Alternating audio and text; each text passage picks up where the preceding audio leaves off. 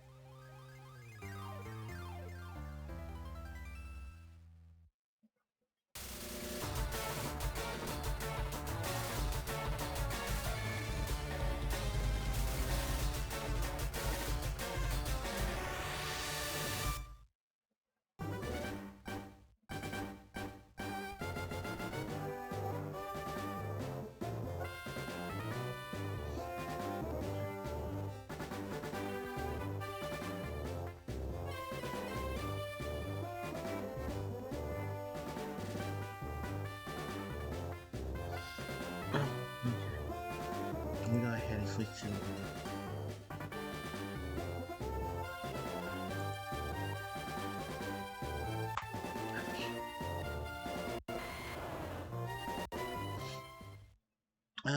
Alright.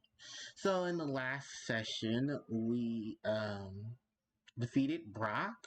We have a couple of evolved Pokemon, which I'm pretty sure many people are very excited about as well.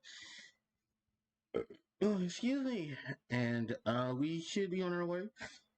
No, we should be in the middle of training Pokemon because in a minute we'll be going to um, was it not Cinnabar Island? We're going to Mount Moon in today's live stream. So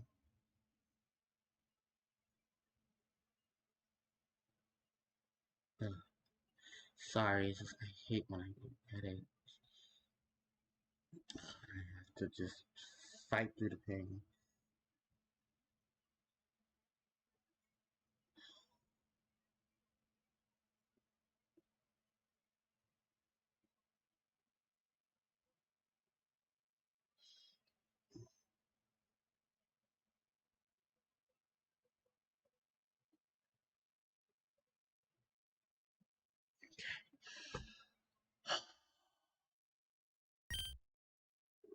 All right. Oh yeah, I forgot. There's something else that happens.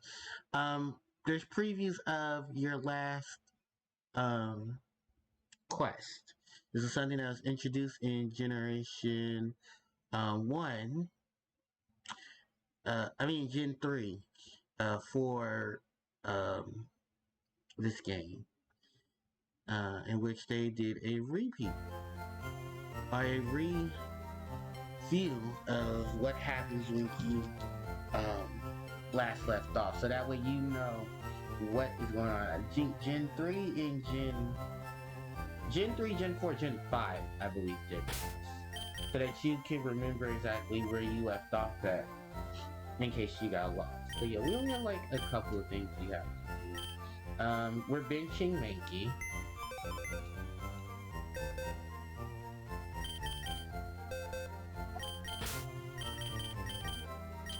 Because right now our party is in a team of 4, and those 3 out of 4 of these members are going to be staying.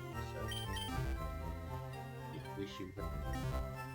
We are going to go a little south to Route 2, so we can train Pikachu, so Pikachu can be a more useful member of the team.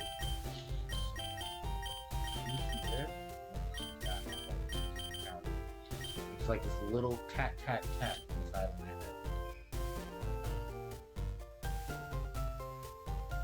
I did just take some pills for it, so hopefully I should. It could be a stress thing. It could definitely be a stress thing. I have some left there. Try putting that around me to help my stress. But, like, holy shit, yeah, welcome to Gen 3's remake of Gen 1. With all the, with all the assets to it.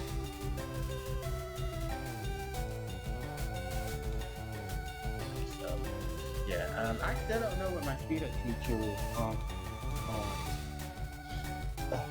on here, so I actually don't know. But today, actually a little earlier before the stream started, there was this poll thing that was it?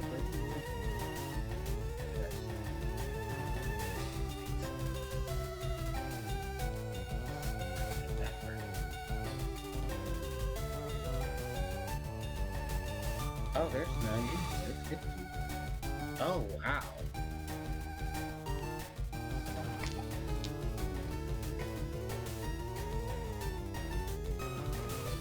All these numbers? No. Okay, Cedar was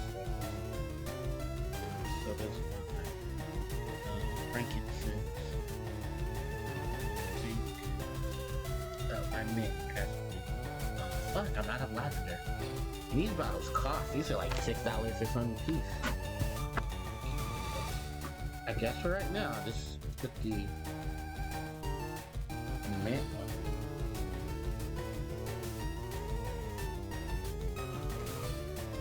Which I think mint is supposed to be good for stomach. Actually, funny enough, so is cedarwood and frankincense. God, I hope these pills hurry the fuck up and start in the damn bloodstream. Alright, Pikachu's gonna use Thunder. But yeah, so today they released a, what was it? It was a little diagram of the most popular Pokemon used right now in Generation 9. And there was some picks, and I'm questioning. There's some that I kind of feel like where we stand in Pokemon in terms of Generation 9. Yeah, we're 9 gens in, we're over 1K of Pokemon. My full opinion on the situation is that, you know, Gen 9 took a very big risk by being very open world. And the risk was a great one to take. Don't get me wrong, but I feel like, if anything, Generation 9 is probably going to be known as literally one of the greatest ones because it has so much added to it that I'm glad a lot of the things in Gen 9 did not get left out. Like, oh fuck my eye. For instance, no, not fuck my eye. Oh, fuck, hold on guys, I'll be right back.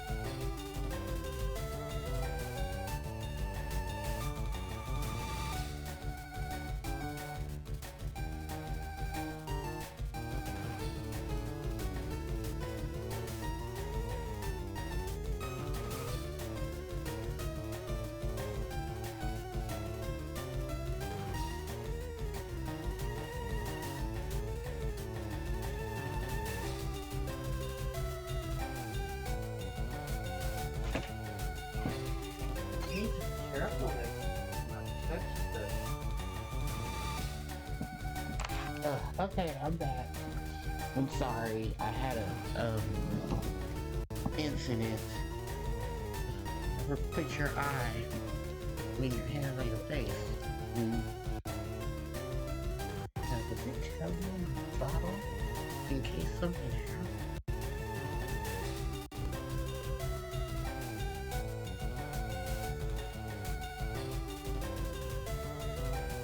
Avoid contact with your eye and other sensitive.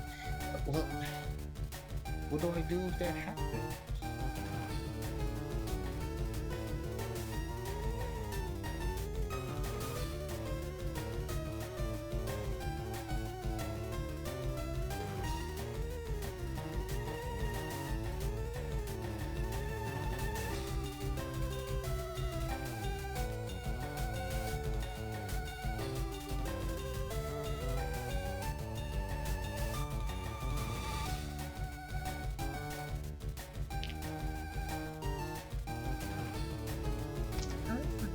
How did I not realize that my hand was next to? Oh, Jesus.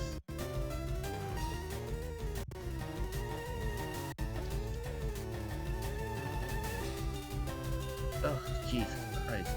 Okay, I'm back. I'm sorry. I was dealing with the issue in my eye. My eye's okay. Splashed a whole bunch of water in it.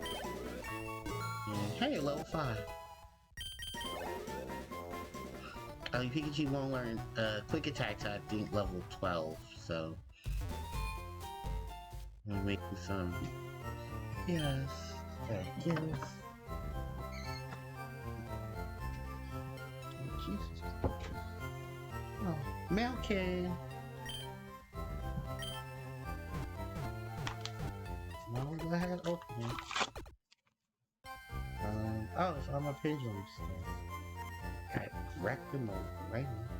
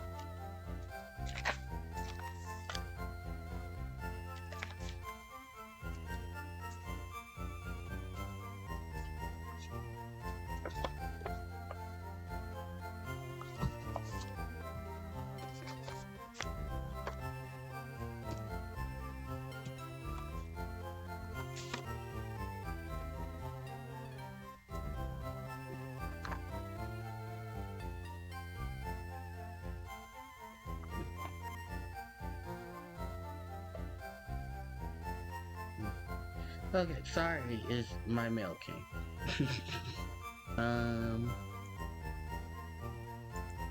Oh, my eye feels much better, but my head is still pounding. Okay.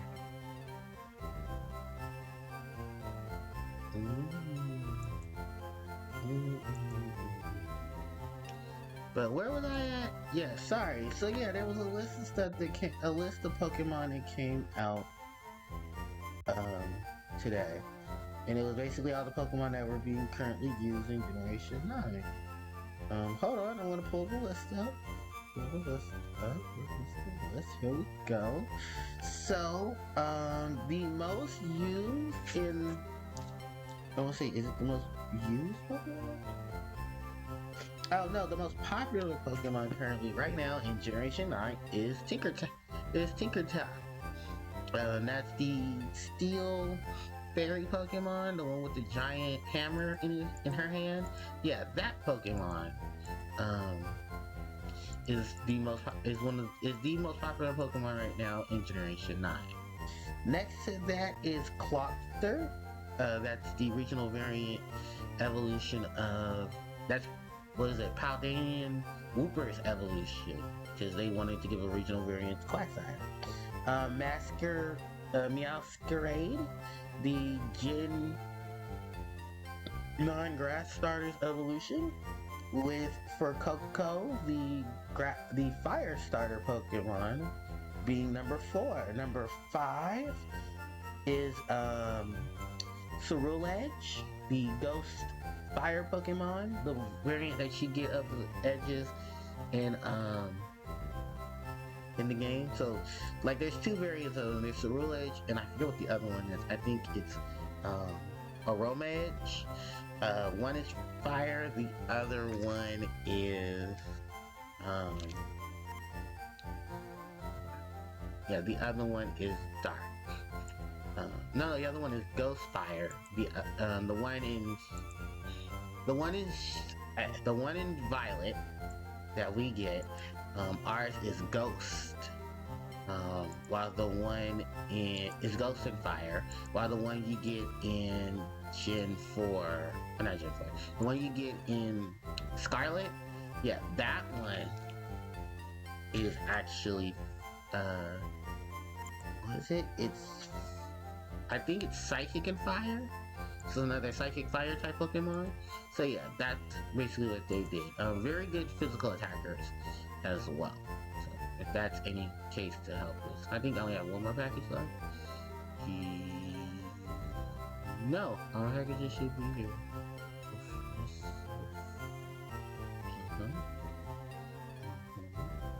Yeah, okay, that's all my packages. Sorry, just making sure. Overdrive Limitation, I have that. Lester Pendulum, Master Pendulum, got that. Wisdom Eye Magician, got that. Draco Face Off, got that. Winnie the Wind Channeler, Noble Dragon Magician, Astrograph Magician, got that. Alright. So yeah, I have all my Pendulum monster stuff. I know there's more, but I just like not to get it because I don't know yet. But anyway, yeah. So I'm looking at the rest of the list right now. It's pretty keen to stuff. So yeah, that was the top 5, and then we have the little water Scrooge thing, little Scribby. That's number 6. Sylveon making it to number 7. Number 8 is one of the ancient Pokemon in Scarlet, the one that's supposed to resemble ancient Volcarona. I think it's Ancient Wing. Lucario is number 9. Number 10 is shared between Gardevoir and Mimikyu. Number 12, ironically enough, is Scarlet's starter. It's not Miraidon, it's Koradon, yeah. Gengar's number 13, Scrigatio is number 14. The Pikachu of that region, the electric fighting type, its full evolution is number 14. Number 16 is Umbreon. Number 17 is shared between Miraidon and the Masquerades, the Masquerade family. That's the little white mouses, and then when they evolve, there's more mouse that get added to them. Number 19 is the Pikachu variant as evolution. Glaceon is number 20. Hold on, because I gotta remember Pokemon's names. Hold on, I'm gonna load up my Pokedex. So we can I can make sure I know which Pokemon is which. Okay, so the name of that. Okay, so because I don't have Scarlet, so I can't tell you Scarlet's Pokemon. But the Pikachu variant is Pawmot and Pawmin. So Pawmin is number 19. Pawmot is number 12. Number 15.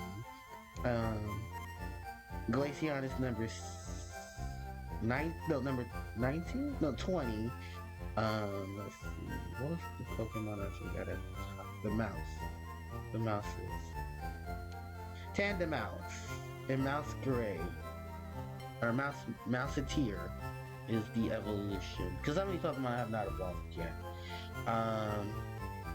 The Ghost Dragon Pokemon, the pseudo legendary of Gen 8. Draspian. I think that's his name. That's number 21. That's the ghost dragon Pokemon, the one that can use its children as projectiles. Yeah, that one's on here. Actually, it's a really cool Pokemon because I have one, and I didn't use it my first time around. I used it my second time around. Yeah, Drippy, Dracolaur, and I think it's Dreadnought or Draspanaut. Garchomp making it to number 22. Number 23 is her Dragon. Number 24 is Volcarona. Number 25 is Charizard. 26 happens to be Luxray. 27 is Iron Volt. I'm sorry, Iron Vein. That is the not delayed future Pokemon that's in this region. Eevee is number 28. 29 is the final evolved form of Freycoco. And Quagsire is number 30. So yeah, that's all 30 of the Pokemon that are the most popular right now in Generation 9. I agree wholeheartedly with a lot of the choices there because I feel like taking out a lot of Pokemon and stuff. Oh, I didn't know I was getting raided. Oni, thank you for the raid. Party of 5. Mama Roxy is the hashtag raid. Oh, well, thank you guys so much for coming. And, yes, welcome to the stream. I'm so sorry, I was reading off the Pokemon stuff that hasn't been floating around. But thank you, Oni. Thank you, TK Knight. Thank you guys so much. Flipnote, thank you for the follow. I appreciate it. So for those who don't know, I am Harpie Player Joe. I am a content creator on YouTube and Twitch. And I play video games when I'm on Twitch. And my next live stream series right now is Pokemon Leafgreen version. Yeah, I'm finishing up the Game Boy Advance games by playing Generation 3's remake of Gen 1, Leafgreen. So thank you guys so much for coming and for the follows. I really do appreciate it. Currently right now, I was just going over the top 30 Pokemon that are popular right now in Generation 9. And my full opinion about the list that has just came out is that, no lie, it's like, honestly, I've used almost every one of these Pokemon on the list. A good majority of them. I want to say maybe about 15 out of the 30. And it's a really cool, like, assortment of Pokemon. And honestly, Generation 9, for what it did, I loved it.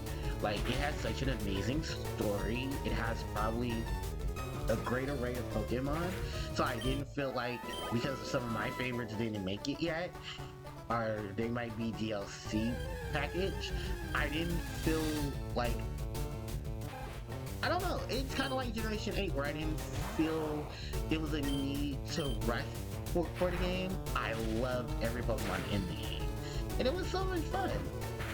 Just looking at the Pokemon and looking at like things. I still need to finish my Pokedex because I actually have completed the game. So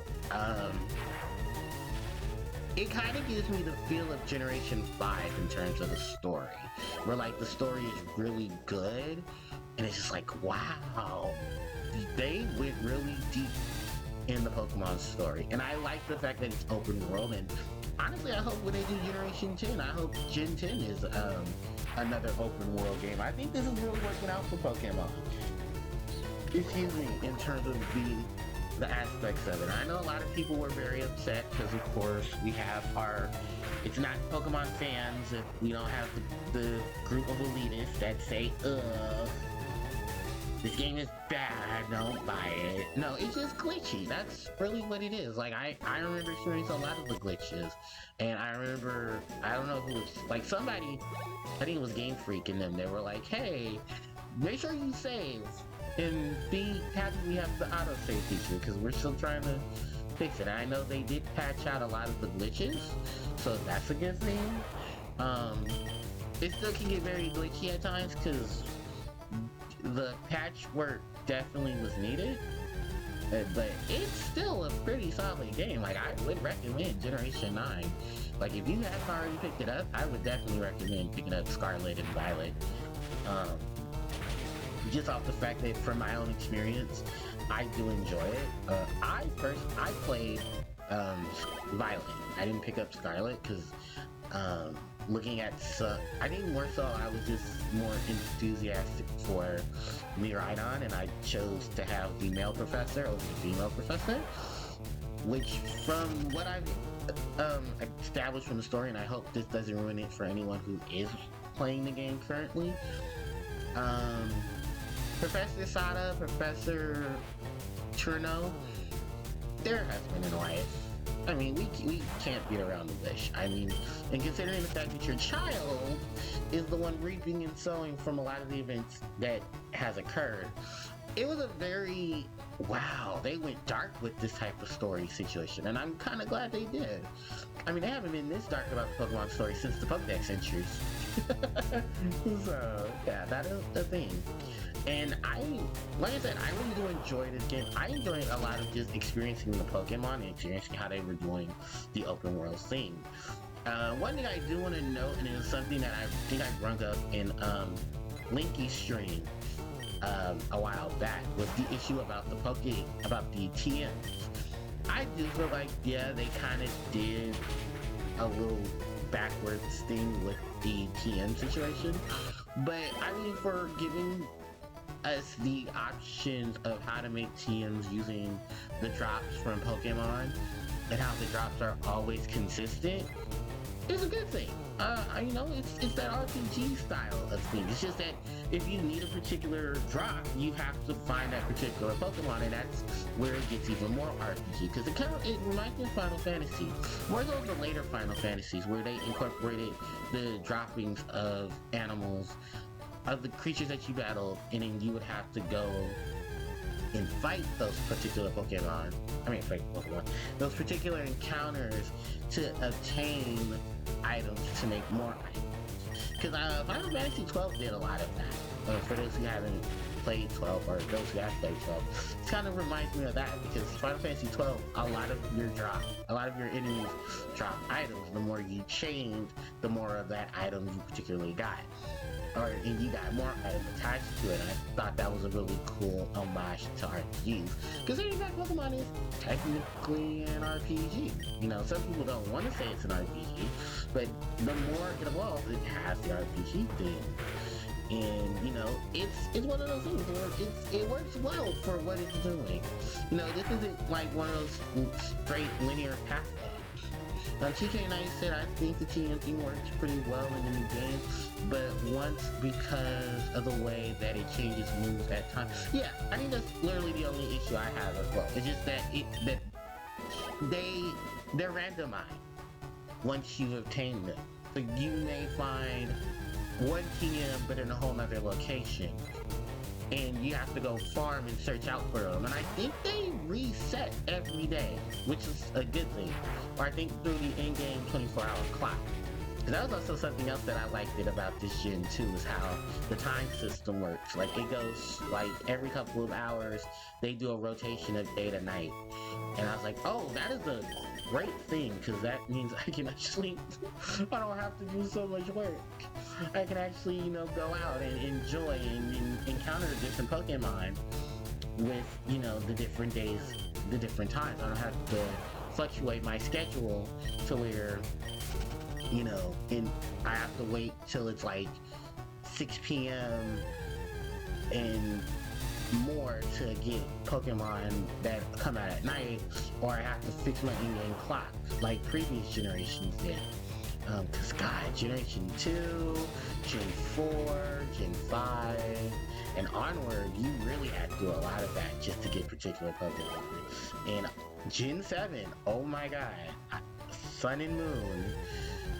As much as I loved Sun and Moon for what it did, the day and night cycle switch thing was not my friend.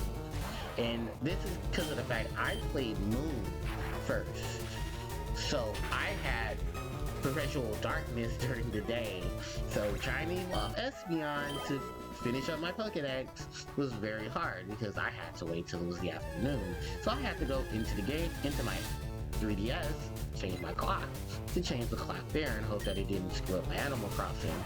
because thankfully it didn't. Because my Animal Crossing New Leaf was luckily on the cartridge and not the in-game data. So yeah, that was a big change up, and I'm kind of glad what we got for now. But if they do it again, I mean, hey, do it just like you did it here in Gen 9. If they decide to do it for Gen 10. And I'm actually very excited to see what the DLC is gonna look like. Because, oh my god, Paldea is packed with so many different things that could easily be side stories. It's not even funny. Like, you know, give me some backstories with the teachers. Give me some more hints on them. Where did they come from? You know, what are their stories attached to Paldea? You know, some of them used to be gym leaders, and you only learn that through the side quest or through interacting with the teachers during, you know, their off time when you're not taking classes, which I thought was a great feature as well. I'm still trying to get through the rest of the courses, so that's also a little thing that I need to do, because I'm in the second half of it where I've already done the tap. I've done the midterms, so now I'm on the other courses, and I actually just talked to the history teacher, so I'm learning a little more about the what is it, the quartets. Yeah, so I had played Pokemon Sun and I only played it at night, so it was barely daytime. Same. Yeah, because I had Moon, and then Ultra Sun and Ultra Moon was also the same situation, because I ended up getting Ultra Sun to match up for Ultra Moon. And I think the only reason I matched up for it was that the version exclusive stayed the same in Ultra Sun and Ultra Moon from the corresponding. So all I had to do was basically get those Pokemon that I didn't have from Sun, and I could move them over to Moon via the bank. So, yeah, that was a little bit of the benefits to that. Pikachu, what level are you on, my friend? You're still at level 9. Okay, I'm gonna have to get out the patch of grass when you become level 8, so I can go and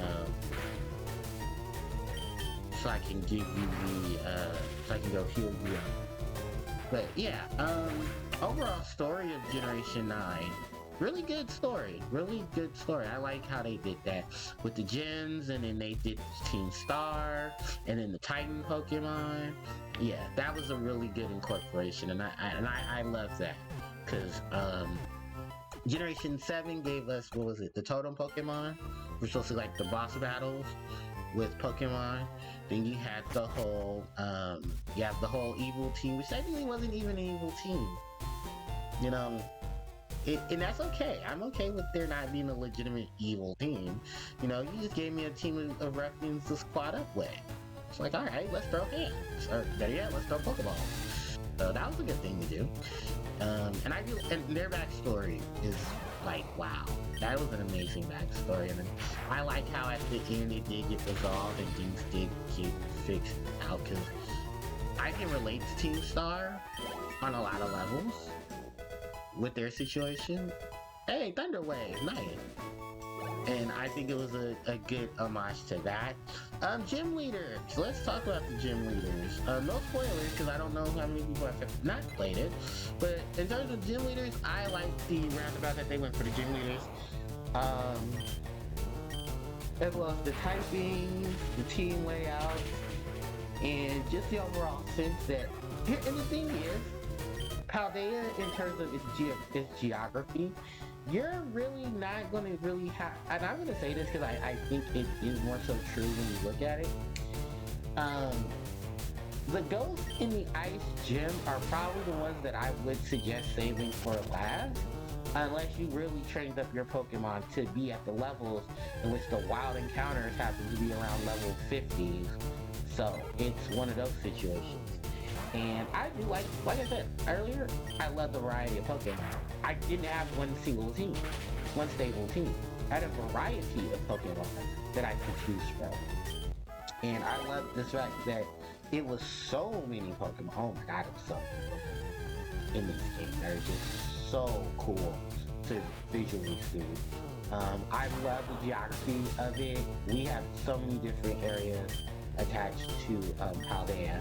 You have your mountainous region, you have your ice, you have your ice mountain, you have the lakes, you have these towers, you have the ancient cities.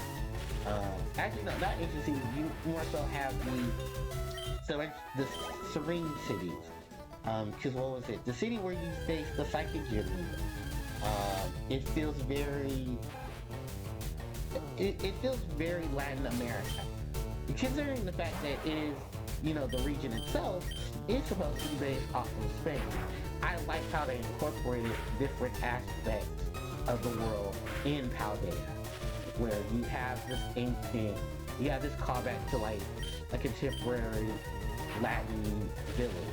But then over here you have Hyper Techno City, with Hyper Techno Gym Leader, but you have Serene Cook Gym Leader here, and then you have Serene Baker Gym Leader here.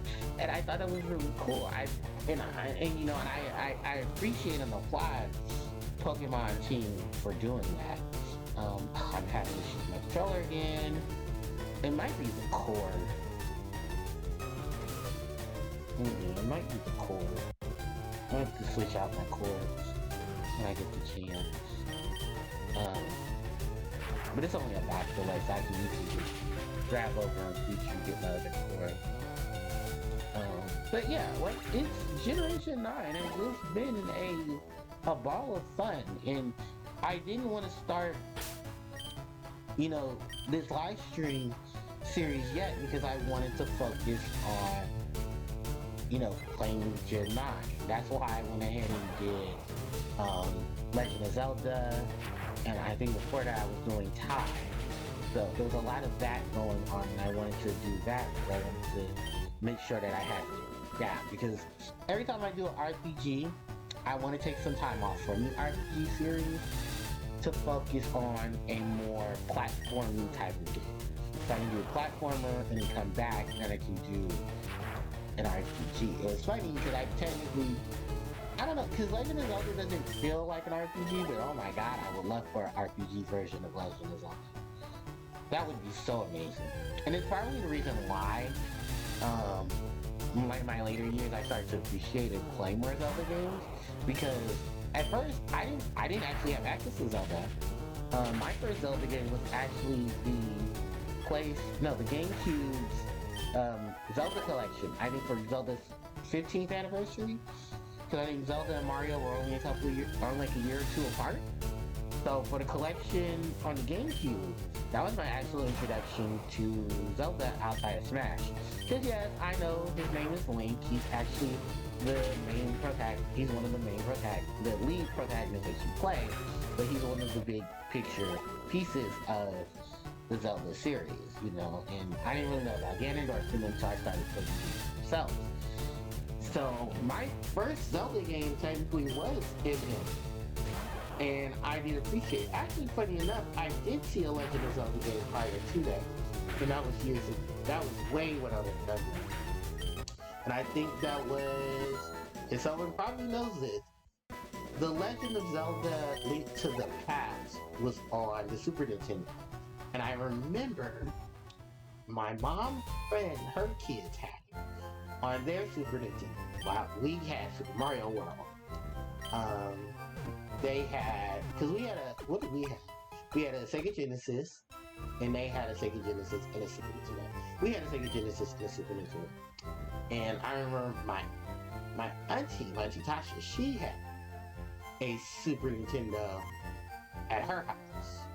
And, because, let's be honest, everybody loved the Super Nintendo. The Super Nintendo was one of the greatest systems. It had such a massive library of games, and really good games at that. My cousins had, what was it? Mario All-Stars. Super Mario All-Stars without Super Mario World. We had Super Mario World. And mind you, this was classic Mario World, so if I'm not mistaken, our Mario World internationally was the one that didn't have the, if you got hit, you became Super Mario. You got hit and you became Small Mario. As opposed to, I think Japan got the you got hit, you became a supermarket. Do you have a good Christmas? Unfortunately, I didn't due to some prior situations that was going on with Christmas. Uh, but I didn't want to be a Scrooge and ruin Christmas for everyone else. I bought my mom a gift. I bought her some gloves. It was a pack of four pack of gloves. Cause she said she needed some new gloves. She said she kept losing hers, and I said, well, I'll buy some. I bought her a pack of gloves. Shout outs to Amazon for being incorrect on gloves because, I was trying to buy my father some gloves. So I'm gonna buy him some gloves when I get paid next time. To give him a Christmas gift as well. Because I wanted to buy them both sets of gloves, but it just, Amazon stuff wasn't working out. My nephew didn't get their gifts till Christmas Day, which I thought was already pre-bought, but then that turned out to be a situation. And on top of that, I was going through some emotional stuff and dealing with some of my needs. No, I just tried to just make sure that no one else had to feel my anger and rage and my sadness during the holidays. It's a lot of stuff that goes on. It's just a lot of stuff that happens. There's another reason why I'm not a big celebratory person when it comes to but I mean, I do try to make sure that if it is something like that the other people around me don't feel bad. Enjoy the holiday and not try to be a Scrooge, like I said. So yeah, that was Christmas. New Year's, I don't know what New Year's is going to be like for me, to be very honest. I might stream on New Year's, just for the just cause. Probably stream New Year's Eve, give myself some rest, get up around maybe 9 or 10, stream for New Year's Day, stream on New Year's Eve before the countdown, do a countdown, go back to playing some more games, or probably in the stream after that, and then go to sleep. And then wake up, in a couple hours, stream again. So yeah. But if I'm not mistaken, I think Puzzle and Dragons is doing an event for New Year's, so I might do some stuff for that. So I think we're getting our 100 magic stones, in addition to another couple of emeralds and stuff. And I think, we'll have Monster Hunter collab still going. Christmas collab is going to end by then. Christmas collab this year was not anything spectacular, but the Monster Hunter collab this year it's booming. Doing some really good things. Oh, and then we're getting the Super God Fest as well. So that's even more reason to do it. I might, whatever I don't pull from the Super God Fest, I might just kick in another 100, might kick in another $50 for a couple of 100 magic stones. And then play around with whatever one I don't roll the 100 stones with, I'll roll from the other ones. I think the Super God Fest that's coming out is the Super Seasonal God Fest.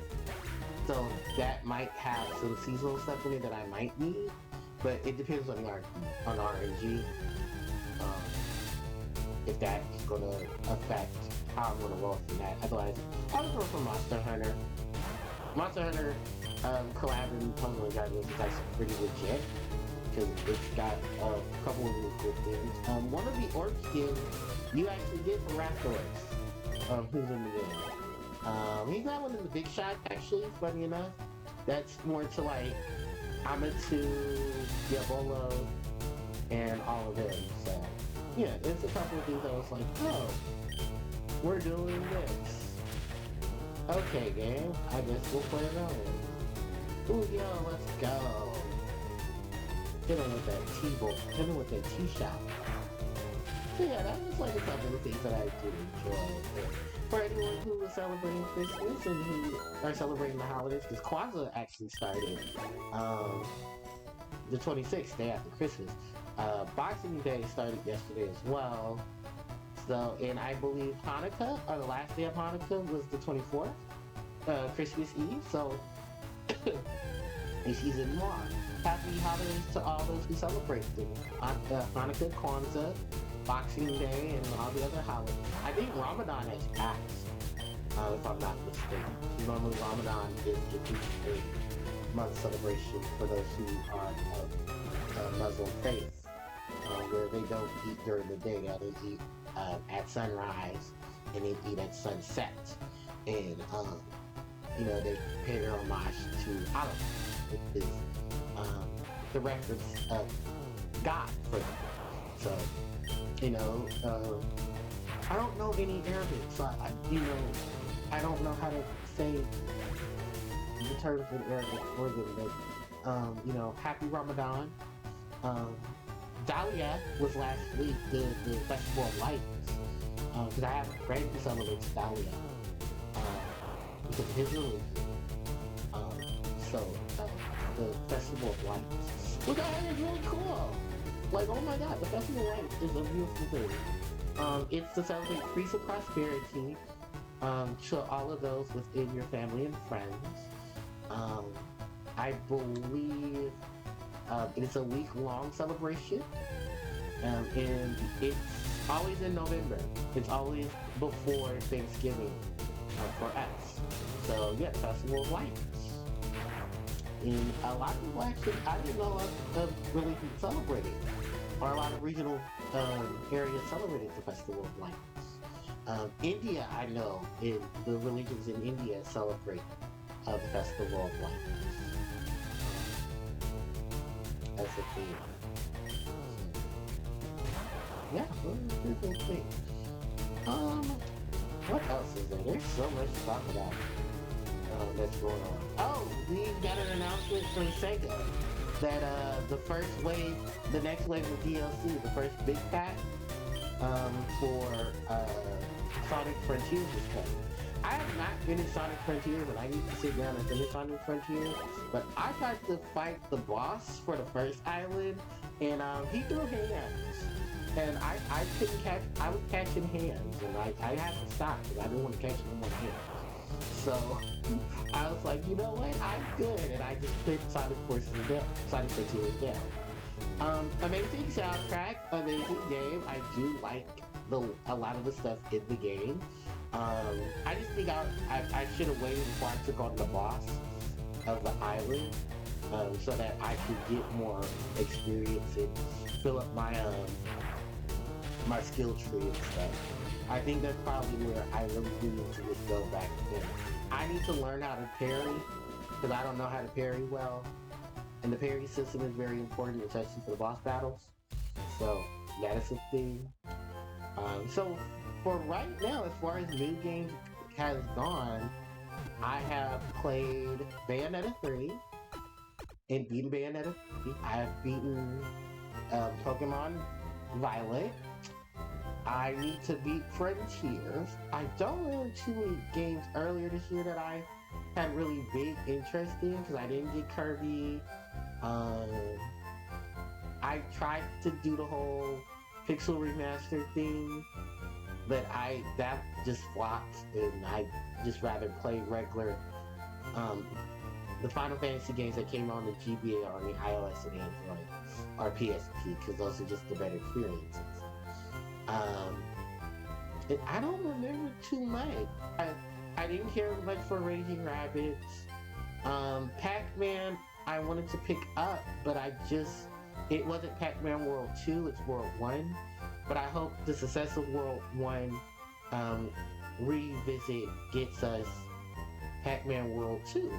Because that's my game. I love Pac-Man World 2. Pac-Man World 2 is shit. And I loved it. Oh, it's one of my favorite Pac-Man games of all time. What else? I didn't pick up Sonic Origins because I knew that was a hot mess. I'm trying to think. I feel like there's a game, and I did play it, and it came out this year, and I was pretty mad about it. Oh, you know what? I remember now. I was supposed to pick it up. I didn't pick up Switch Sports. That's one game I didn't pick up, but I wanted to pick up this year, and I didn't. and I do need to because I do want to enjoy playing. Because I love playing Wii Sports, and I didn't get a chance to play Switch Sports, and I heard it's on sale till the first. So if I ever get the chance, I want to buy it. Oh, I did buy Splatoon. Yeah, let's talk about Splatoon that I pick up every occasion.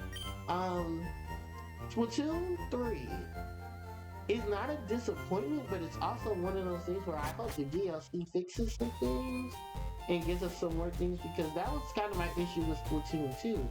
Because Splatoon 2 was actually my first Splatoon game. I didn't play Splatoon 1 because I never owned the Wii U. My sister had owned the Wii U because my nephews had a Wii U. But I had played, you know, all the good games that I wanted to play either got ported to Switch, or I just didn't, or I ended up playing like 3DS versions of some of those games. Pokemon was all on 3DS. Smash Brothers was on 3DS, so it's the first time we had a mobile Smash Brothers. What was it? Legend of Zelda games were already on the Switch, already on the Wii U, already on the They were already, the ports of Majora's Mask, Ocarina of Time were on the 3DS. So at that point, I didn't have to go and buy a Wii U for that to play the Virtual Console. I was playing Virtual Console stuff, so that's also a trick there. And then, most of the other stuff I was playing was all because I wanted to invest more in the 3DS, in the 3DS, because I love the handheld section. Nintendo at that point when I did the console versions of Nintendo at that point. And I know this may be something crazy, but ladies and gentlemen, I probably want to go back and play Wild World. If I can ever find me a cartridge, I would love to play Animal Crossing Wild World. In the same sense, I also want to find me some cartridges to play Digimon World Dawn. No, Digimon World Dusk, because I have Dawn. And then, you know, re-experience that. I also want to go find Heart Gold and Soul Silver. Primarily Soul Silver, because that was my game. Because it has Scarlet in it. I love me some Scarlet. So I definitely want to go get Heart Gold to me with the remake of Gen 2. Actually, funny enough, I have the APK for it. I get to get an emulator. I like experimenting when I get to Gen. Or TK9, if you can DM me and send me a link to a DS emulator, if you're still in the chat, I'll probably have to be in the emulator. Or I'll ask the group when I get off stream. Because I want to, because once I finish with Gen 3, I'm going to Gen 4. I want to play some DS games. And I have a plethora of DS games I definitely want to play from my channel. Like, where do I even start? Because the DS is one of my favorite handhelds, next to the Game Boy Advance, in terms of like the library of games that I got to play. Because I got to play, you know, all the Mario games that were on console. Hell yeah, I'm in quick chat, let's go, bye ground. So what is it? I want to play New Super Mario Brothers. Which is funny because I think the Wii version was better because it has the Dark World theme.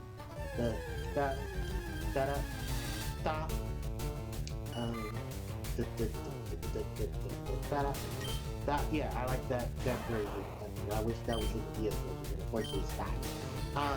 Sonic Rush, Sonic Colors. I might even play Sonic Chronicles of Dark Brotherhood if I get the chance. But I know that's something that definitely needs to touch screen, so I'm gonna have to figure out how that works. Also with Sonic Rush and Sonic Colors, they need to touch screen to do the special ones. The special to get Chaos Emeralds. So I gotta figure out how that's gonna work. And then what else was here? Generation 4, Generation 5. So Diamond Pearl. Well, actually, I'll be playing Platinum for Gen 4 in terms of the base games. The Platinum is the definitive version. I'll be playing Soul Silver, and then for Generation 5, I'll be playing Black and then White 2, since they share the same revenue. Then In terms of Yu-Gi-Oh, ladies and gentlemen, I'll be playing some of the Yu-Gi-Oh DS games. That's right. We're going to be visiting Nightmare Troubadour. We're going to be playing Nightmare Troubadour, Spirit Caller, Yu-Gi-Oh! World Championship 2007, Yu-Gi-Oh! World Championship 2008, Yu-Gi-Oh! World Championship 2009, Yu-Gi-Oh! World Championship 2010, Yu-Gi-Oh! World Championship 2011. Yeah, all the World Championship games that were right before, which the last Yu-Gi-Oh! World Championship game was Yu-Gi-Oh! World Championship Carnival, Dual Carnival, Yu-Gi-Oh! World Championship 2013, and that was for the 3DS. And it features my girls, the Harpie channel and Harpie Dancer, because that was right around the time Water Tachyon Galaxy came out in OCG, and then I think a couple of weeks later, because it stops right before Judgment of Light, and it has all the OCG stuff in there as well. So no TCG exclusives up until the point of what the OCG got for premium package. So yeah, it's gonna be a bit of things, but yeah, I want to do some of the older Yu-Gi-Oh games and get a lot of the older Yu-Gi-Oh game stuff. So I'll be hacking it to get all the cards, to get all the to get a lot of the money, or I might just get all the money and then just spend it on packs, and then just buy out all packs and stuff to buy out cards. And we'll be playing through a lot of the modern stuff. So I know some people are like asking me if I'm gonna play Yu-Gi-Oh! World Championship 2005, Yu-Gi-Oh! World Championship 2006, since I played 2004. It is on my mind to play the other two GBA installments. I mean, there are also like other ones as well, because Yu-Gi-Oh! Eternal Duelist Soul, Yu-Gi-Oh! Stairway to the Destiny Duel, Ladies Yu-Gi-Oh! World Championship 2004, which is funny because during Yu-Gi-Oh! World Championship 2004, Yu-Gi-Oh! Sacred Cards came out as well. And a lot of those models in that game were used for Yu-Gi-Oh! World Championship 2005, which is Seven Trials of Glory. Yu-Gi-Oh! World Championship 2006, The Ultimate Masters, followed by Yu-Gi-Oh! GX Duel Academy, which was basically our introduction to the GX. So no more Yu-Gi and his friends till Nightmare Troubadour, which was the first DS Yu-Gi-Oh! game. And then that one basically was Yu-Gi-Oh! In terms of GOAT format all the way till Cyber Dragon format. So Cyber Dragon, FTK, OTK stuff was going on during then. I'm trying to think what else. And then Yu-Gi-Oh! World Championship 2007, that's Airblade Turbo, Troop Juice Scoop, Cookie Cutter Chaos, and other little things like that. And then Yu-Gi-Oh! World Championship 2008, baby, the beginning of the birth of the Structure Deck Rampage, because that's when Structure Decks became the norm, and you can buy Structure Decks and shenanigans happening. Because that's when I got my, because that was, oh my god, Force of the Breaker, Phantom Chaos, what was it, Gladiator's Assault with the GBs. Funny enough, a lot of this stuff didn't come till Yu-Gi-Oh! World Championship 2009, because of how the World Championship games are structured. So anything that you're missing from a previous World Championship game, the next World Championship game took advantage of. And that was only through the core sets and stuff that was in Japan. Not in America, in Japan. Yeah, that's right. If you wanted the TCG stuff, you were playing the Tag Force games at that time, which were on the PSP.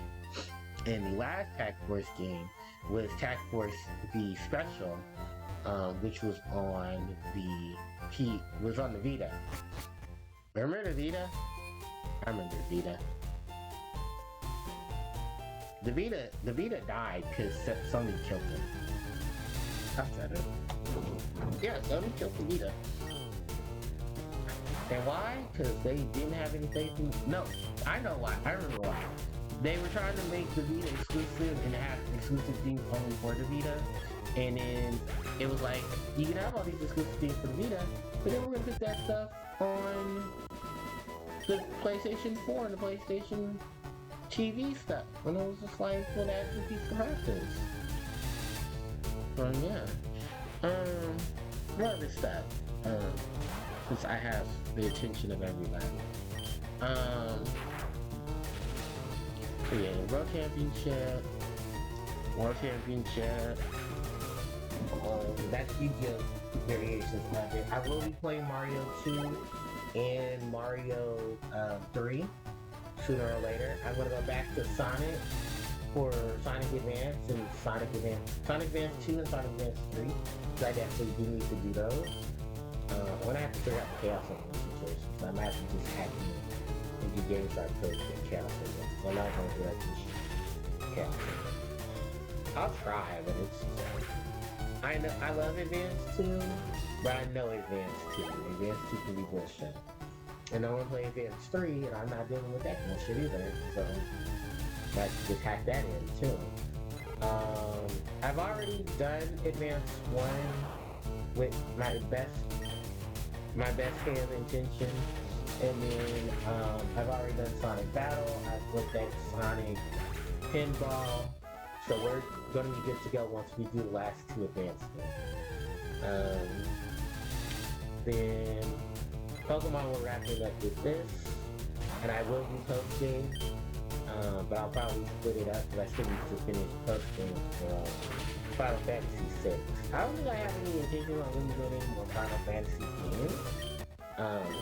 Off the top of my head, maybe if I decide to, if Final Fantasy 12 and 7 go on sale for cheap, then I might get 12, and we'll do some 12 live stream.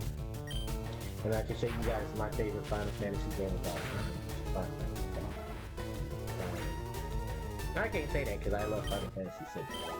I really do, I love 6. Do not expect me to play 13, and please, I have not touched 7 personally to play 7 yet, so that is the thing.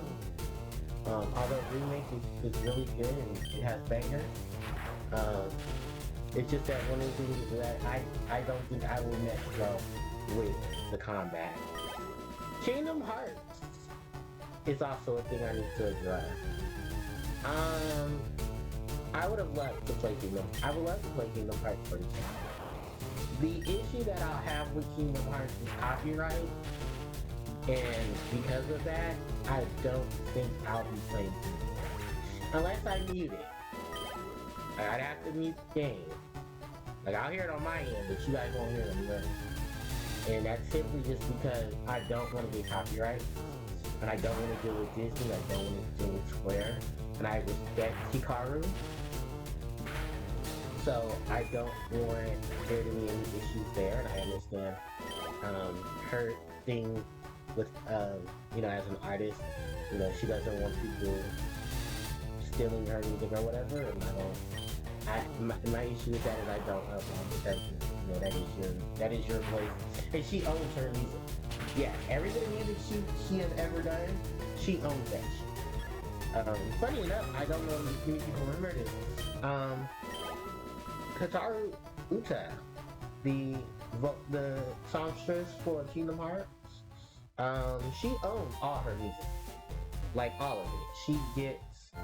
She gets dollars for every time she gets a share from Square and Disney for her voice, her songs that she does being in the Kingdom Hearts series. So when they re-release stuff and they use Simple Queen, Hikari, Passion / Sanctuary, and Think Twice in Oath, with Face My Fears, Japanese version and English version. She gets her money, she gets her check, she gets her coins, she gets her bag. So I respect that. And you know, that whole thing of the, you know, people being flagged and hurt down for the music in it. So I might have to just mute it. I know it's gonna be very boring for some people, but you guys have to understand I cannot take I can't sacrifice the pain. The other thing is that I have to figure out which game I'm gonna play. You know, part 1 is right there, and I might have to play 2, but 2 is so long. And no challenge runs. I'm doing that shit with Jack.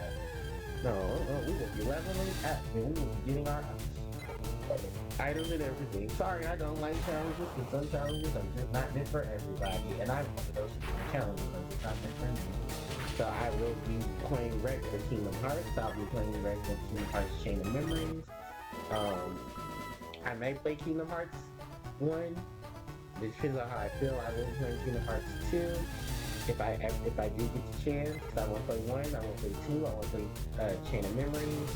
I want to play, I haven't played 3. And judging by the looks of it, I'm not missing anything on 3.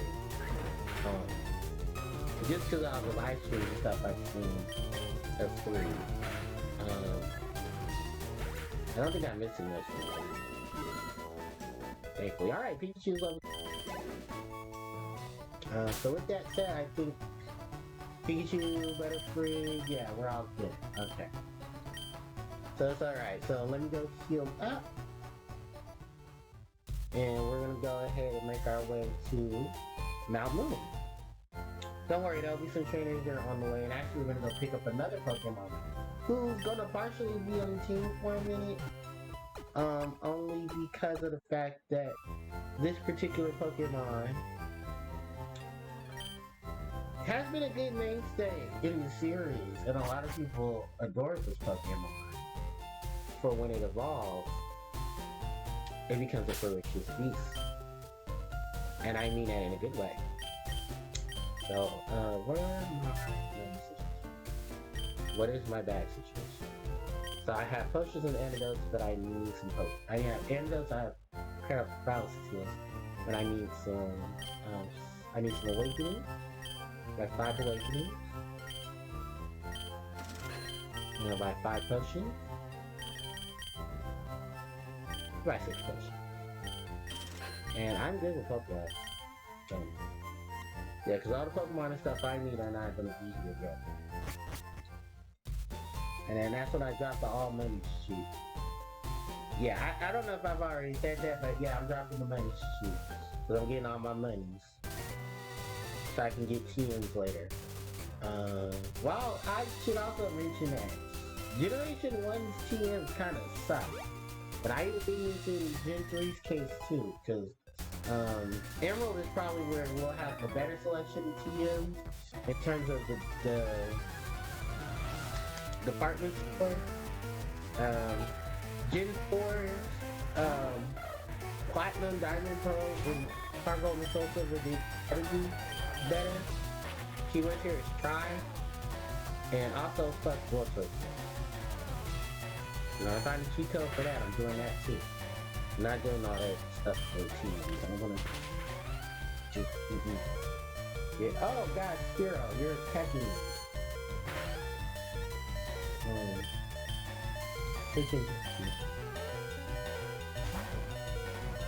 So luckily Spiro don't have to see yet.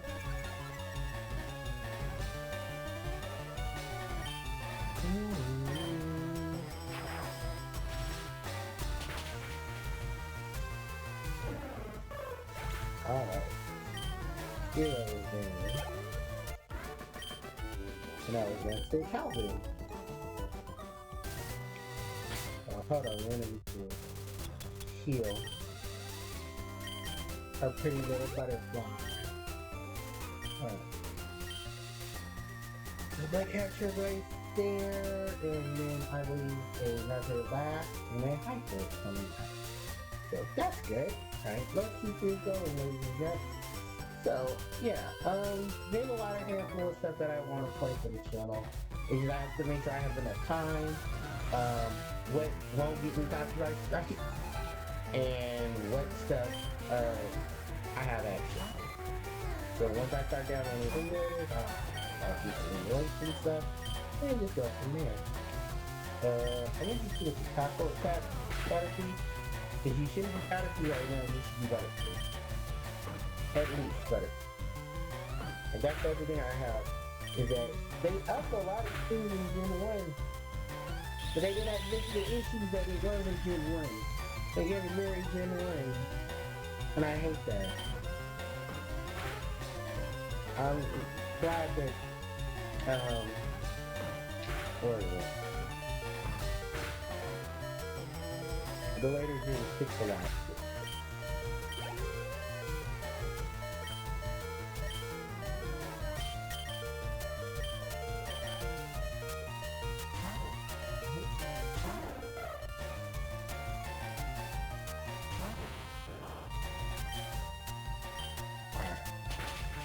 Okay, sorry, my head is still.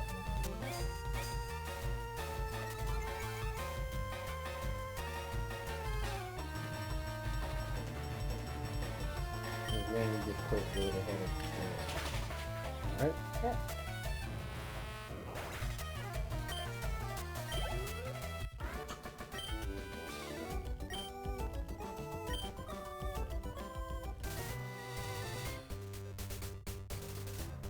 And here's the last. Oh, and it's last. She has a new Pokemon who I encounter on this page. Jigglypuff. Normal Pokemon. Jigglypuff is another mainstay in the Pokemon series. As we all know, Jigglypuff was featured in Super Smash Brothers, being the second Pokemon who I believe, if memory serves me, there was a whole bunch of leaked stuff about Pokemon in this movie's development team. One of them was that the mascot was supposed to be Clefairy. Well, Clefairy apparently did not become a big hit in terms of a Pokemon that was memorable. Jigglypuff made her debut in Super Smash Bros. As the first unlockable character you can receive in the game for defeating the game with any difficulty the first time around. I thought it was pretty cool because I thought, that's, an homage to the anime where Jigglypuff was there and, oh no, better free. When Jigglypuff was there, people loved Jigglypuff. Jigglypuff was running around. I mean, there was some extent merchandise that Jigglypuff was there, but you thought Jigglypuff was the mascot Pokemon. But no, it was just basically there to compile people. I'm actually quite surprised that we didn't get Jigglypuff, considering we got a lot of Pokemon Melee to follow up with that, which were Pichu and Mewtwo. I guess because Pikachu's fan favorite, to celebrate Generation 2, was given Pichu, and then Mewtwo because classic-esque villain Pokemon in terms of Mewtwo.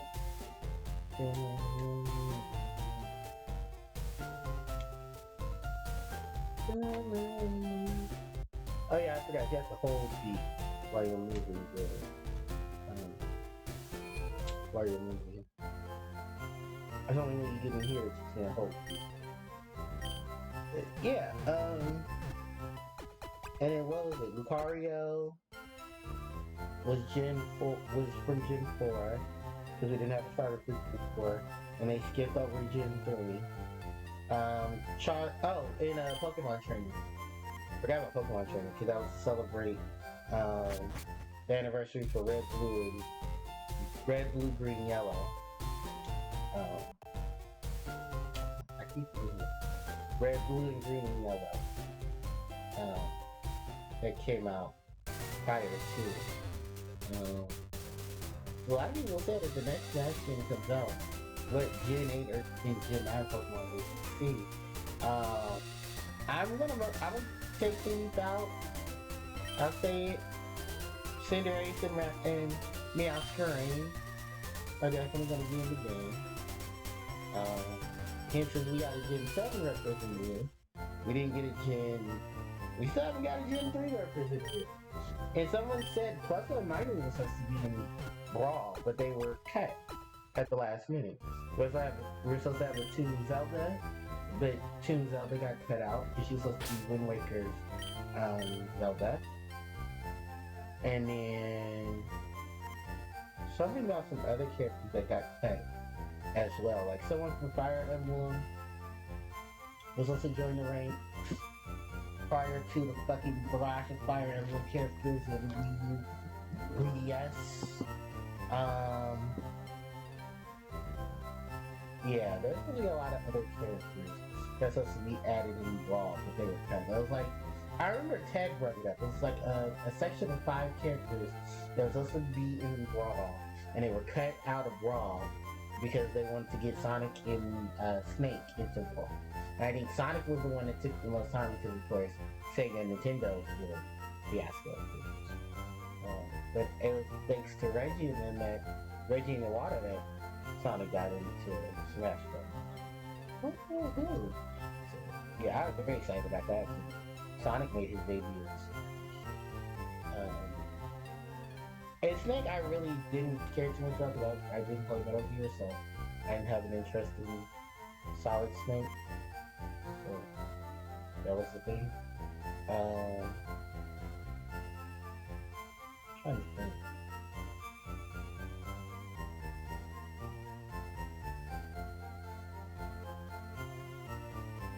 Because where did all of Mark come into? Oh, Brawl. Because he was with Wario. Who was in Brawl as well. There's a lot of characters introduced in Brawl. That's why Brawl roster got so big. That's why a lot of people are saying don't expect the same amount of characters we have in Smash Ultimate to be in the next Smash game. Because they're going to have to jump through hoops and hurdles, and they said no more hoops and hurdles. Since Sakurai's last game was Ultimate. So, and get on to that, man, besides the fact that my favorite characters either got A, shafted, or B, got turned into Mii figures. Because poor Shantae, she did not deserve that. And actually, I have a theory about why Shantae got the Mii costume and didn't get the actual costume. Because it also leads in the Undertale situation. Excuse me. So my reason for why I think Shantae didn't get into Brawl, to Ultimate, was because, for those who don't remember, right before they made the announcement for Brawl, Shantae 5 was supposed to come out. And, well, partially did, or a part of it did, because Way Forward made a deal with Apple to put it on the Apple Arcade Store. I think it was about late 2019, because that was supposed to be the demo that was supposed to be released to the other consoles and PC to have everybody test out Shantae 5. Shantae and the Seven Sirens. And I believe what initially happened at that point was Nintendo was upset at Way Forward because Way Forward did the deal with Microsoft, but not with them. So maybe that was it. And that could have potentially led to the reason why Shantae never ended up in Smash. Because let's be real, she deserves to be in Smash. Shantae is probably one of the longest characters that's been in the roster lineup since she was introduced on the Game Boy Color late after Game Boy Advance was already out. Like, for those who don't know, Shantae's games have been with Nintendo for a good portion of time. By the way, we're on Route 3. And I was very upset that after all this time, Shantae, mainly because Christina D, who is Shantae's voice actress. I would love to hear Christina D voice Shantae and be in the game. And it sucks because she's not in the game. Also, they chose Neo Burning Town? Like, sorry to tell you this way for it, but Shantae in the Half Genie Hero was not a good game, or was very mid. There was a lot of things you screwed up in Shantae 4, and if anything, you should have took from Pirate's Curse, if that was the case, Nintendo. Because We Love Burning Town is way better than Neo Burning Town. Plus, a lot of people, including myself, loved what Pirate's Curse did. But whatever. It happened, so I can't spill too much milk over it. Devil May Cry. I figured that was Dante in Smash? Yeah, that's not gonna happen. Alright, so before going further, let me insert some things that are going on here. So, Route 3 Right before you get to Mount Moon, there is a patch of grass over there. It contains Nidoran male, Nidoran female. Pure poison type Pokemon. They have access to the move Double Kick upon leveling up. They are really good Pokemon if you did not, if you want to have them on the team, because Nido Queen and Nido King, their evolutions are some pretty cool Pokemon that can have mixed attacks, a mixed lineup of attacks, and do exceptionally well. I would advise giving both of them Earthquake, because they will not only get a stat from Earthquake, because when they evolve into Nido Queen and Nido King, they will have dual typing of Poison and Ground, but it's just an overall great asset to them as having a good physical attack on top of it. They do have a good range of learning some special attacks like Thunder, Ice Beam, Blizzard, Surf, and stuff like that, so you can easily put that on them as well if you want some coverage. With that said, Jigglypuff is also in that patch of grass if you like to have her on the team. And then, of course, your essentials of Rattata and Pidgey at higher levels. I think Spearo's there as well. So, yeah, we are now at Mount Moon, and I believe if you talk to this gentleman over here in the corner, he'll say, "Hey there, sweetie pie." He'll say, "Hey there, cool cat," if you're playing as the male trainer. "Cat, I got a deal for you. It's a secret Pokemon. Yeah, a Magikarp. A Magikarp for 15 Pokedollars. Would you buy one? Am I right?" And you can go ahead and buy it. So a Magikarp. This is your first instance of getting a water type Pokemon before you actually can get one of the rods. If you have not already gotten Squirtle as your starter, but Magikarp. Pure water type, Swift Swim for its ability, meaning that it raises speed in rain. Magikarp, unfortunately, is not a very good Pokemon, because its only moves until it evolves is going to be Splash and then Tackle at level 15. So there's going to be a lot of switching in and switching out. If you want to avoid that, my best bet to tell you is when we get to putting Magikarp in the daycare. Also, this little boy tells you about the Pokeball situation. If you have 6 Pokemon in your party, the other Pokemon that you catch will go, the 7th Pokemon in which you've caught will go to the PC. I believe talk to this little boy here. He says, "Sometimes I've had too many Pokemon and they added in case, so they just go to the PC." So I think that's what this trainer says as well. I can only have 6 Pokemon on you, so same thing. Now, this gentleman here, he says, "Team Rocket has attacked civilian citizens. Not a day goes by without Team Rocket being in the news." If you go over and you read the report, it says it's a newspaper. But yeah, the gentleman right there is reading newspapers talking about Cerulean City and how Team Rocket is attacking the Cerulean City civilians. So, with that said and done, Magikarp in the party. Mount Moon, tunnel entrance. So, our first cave dungeon. Caves in the Pokemon series. Every step is a possible wild encounter. This is the Mount Moon music. Bullet Seed is right here. This was actually Water Gun in red, blue, green, and yellow. Your encounters here are Geodude if you want a rock ground type on your team. Parrots, bug grass type. And all the kindlings that happens to being dual type and having a lot of the same weaknesses. Weakness to fire, or weakness to flying. May somewhat work out with the weakness to rock, but not really gonna stretch it there. And a weakness to ice. No real benefits from Paris. I'm just gonna say that now. You have a lot of other grass types and even other bug types that will be a better choice than Paris, but a good HM overall. Your rare encounter in this dungeon is Clefairy. Yes, Clefairy, the inhabitant of Mount Moon, who we've heard from a few of the NPCs before we got here. Geodude, the rock Pokemon, found in fields and mountains, may be mistaken for boulders. People often step on them or trip over them. So yeah, we have Geodude entering the party, and he holds up our 6 Pokemon slots. So right now we have a full team of Pokemon. So any Pokemon that we capture after this point will run. And of course, the main staple of any cave in the Kanto region, the bat. Zuzu. Zuzu.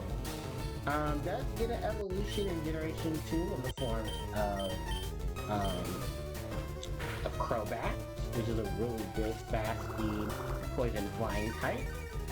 Zubat, unfortunately, Zubat, you have the potential to be such a good Pokemon. And they shit on me so bad. Zubat knows two moves right now. Leech Life and Astonish. Great moves, because physical attacker. So, great move on Pokemon like that, especially early game. My issue with Zubat is that Zubat's evolution in the Crobat and Golbat takes so long. Like, it's level 22. And then on top of that, it's not learning to really get moves till it gets into higher levels. Like, Zubat's a bat Pokemon.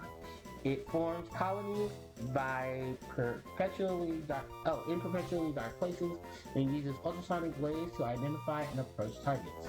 Later on in Zubat's lineup, it will learn the move Supersonic,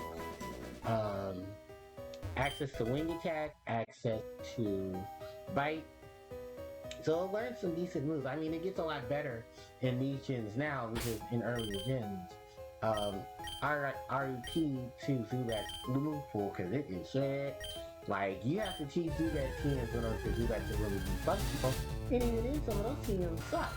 Like, I remember seeing teams giving the Zubat for like Giga Drain. No, Giga Drain you have to give to Zubat, because weather poison moves were accessible at that point. Roll 9. Especially in Zubat's lineup, because Gen 1 did not have anything outside of Toxic maybe TM. And then Gen 2 luckily gave us Sludge Bomb. But even then it was just like, wow, Zubat is doing a really shitty shit. And then they decide to give us Poison, I think it's Poison Wing, or Poison Fang in Gen 3. After Gen 2 gives us the evolution for Zubat, Golbat, to go back into Crobat. With Crobat, really good Pokemon, really good strength and defense to it, really good physical attacker with a lot of decent stats. Very high in speed. But it was just one of those things where, wow, they really did this lowball. Luckily enough, Generation 4 made Zubat a lot more potent. Because Zubat can be a really good attacker in Gen 4. Because I had to do that for my Gen 4 run. Learning how that experience was better greatly given. God, Zubat became such a beast because I took out both Gardenia and Fontina and Platinum with the Zubat into... Actually, fun fact, my Zubat ended up becoming Golbat and then evolving into Crobat by the time we beat Fontina. So by the time I got to Fontina, I had Crobat. And Crobat was just, oh my god, Crobat was such a beast. Shadow Ball on it with, I know Shadow Ball, but it has the stats to hold the Shadow Ball. So it held at least one good those type moves, because fuck you, Astonish. And then it was holding its own with, Wing Attack, Being Stab, access to Sludge Bomb, Poison Fang. Poison Fang, Leaf Life, Wing Attack into Aerial Ace, that it did get caught Aerial Ace. Because thankfully Star Asia and then launched it, so I didn't have to press on too much for Aerial Ace. Plus I think at that point I had actually Leaf Life, so I didn't think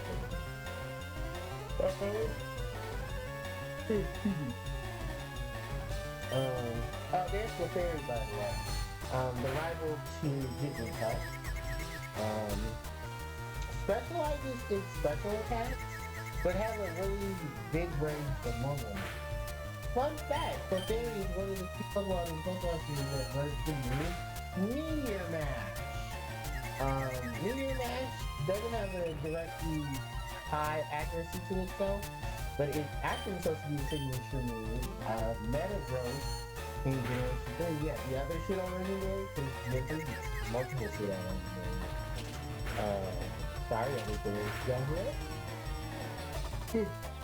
But yeah. Also to note, Jigglypuff Interfering has a chance of having you speech on. If Pokemon are obstacles to attach them when it's finished to attack, then there's a possibility that they will be infatuated. Infatuation status is something that you generation team, meaning that they fall in love with the Pokemon that they're facing. And potentially just like confusion and they might want attacks. Or they might hit themselves in confusion. So, alright. That is last review. I gotta go run outside to heal. And no. I can get better through this. Alright. Is there any other Pokemon in here? I'm trying to think. I don't think there are, but there are a couple of items you definitely want to pick up. Bullet Seeds here, there's a nugget. Pass. Fun fact about Paris, and this is gonna piss a lot of people, really make a lot of people have those mushrooms on the back of Paris are parasites. Yeah, Paris the bug, through even its birth, will always continue to have those mushrooms under its back. What is it? A cordyceps. You know, like clickers and stuff from The Last of Us, because I can't believe I'm making The Last of Us reference. Also, first encounter.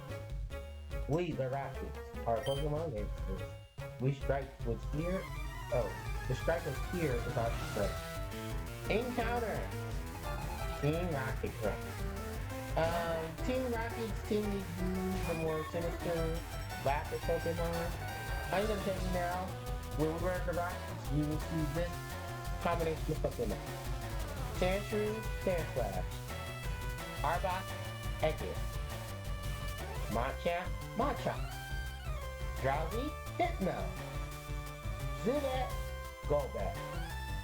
Coughing, Weezing. Raticate, Occasionally, Magnemite. So, Dimer, Muck. We also forgot about that. But yeah, welcome to the lineup that is the Rockets. And Rockets don't get us better when it gets that good. Yeah. This is my Generation 2 Let's Play where I have to deal with an entire episode dealing with low-level Rockets and dealing with their workshop. Luckily enough, I had a psychic type. So keep it out, bro. Oh my god, getting through Team Rocket was a highlight. And just the overall 66.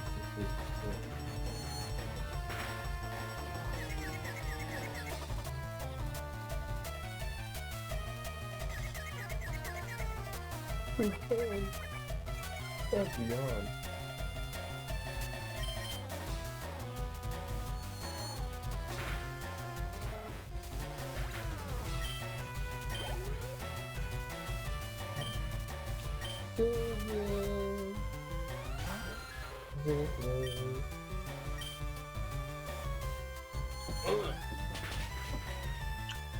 I might have to switch you out, Butterfree.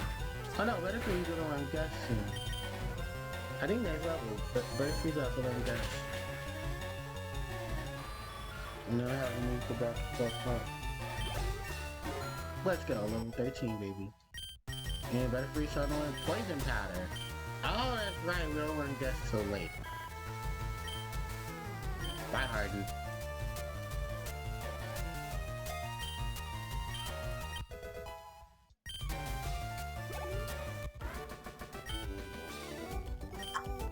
But yeah, our first Team Rocket Grunt. I believe here we get a calcium or something. Oh, that was okay. Oh, Harpies. Harpies, that is an item, that's just a regular item that you can sell for 4,900 Poké Dots. Clefairy! Hi, cuteness! I want to catch you, because funny enough, there's a trade here in the game that you can do and you need Clefairy for it. I believe. If it's not Clefairy, I think it's Abra. But the trade is for Mr. Mime. Because fun fact, a few Pokemon in Kansas you can't get. unless you trade. The big ones are um, trading for. Oh, you have more work to do with it for your girl. That's right. Trading. Trading Abra for Mr. Mime, and I believe it's Poliwhirl for Jinx. Those are the only way you can get those Pokemon. And funny enough, that's the only way you can get Jinx in the game. But she's not in Gen 3. She's definitely not in Gen 3. Because Glacia would have had a better team if she had Jinx on her team. So, that's right, I called it out. Clefairy, the fairy Pokemon. It is magical and cute in appeal. And it has many admirers. It is rare and only found in certain areas, basically mountain. Because this is the first instance in which they talk about a Pokemon being from outer space. Do I have an escape rope? No. Alright, so what I gotta do is I gotta beeline it for the entrance. So I can, get out of here so I can heal. I can go sell that star piece too, and that'll give me some more money. Let's go back to items. But, yeah, Clefairy. Cutesy, whimsical, adorable. Tons of joy, tons of fun. Also, another thing to notice, the layout and the look of Mount Moon is definitely a big upgrade from what it originally looked like in Gen 1. Which is basically hard brick, hurt your eyes. I think it was brown in the Super Game Boy. And in yellow, it was also brown. So, use your insights there. But yeah, Generation 1 was a game. Definitely was a game. So let me go sell off this star piece.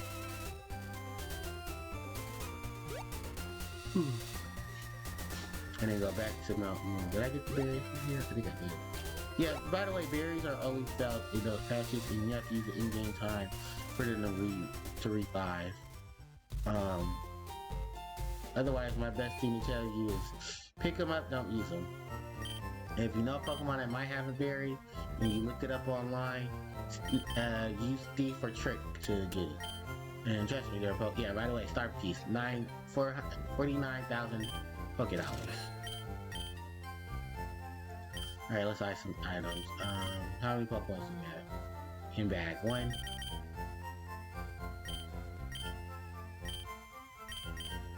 Now we have 2. Potions, we have 2. We have 8. Antidotes, we're fine. Paralysis heals, we're fine. Buying 2 more awakening. Do we need any burn heals? We did need some escape ropes, so I'm going to buy 3 escape ropes. And we don't need to repel, because at that point we're not really repelling anything unless we want to beat it up and take its name. So, also what I'm going to do is save, because now I have 14 Pokemon in Pokédex.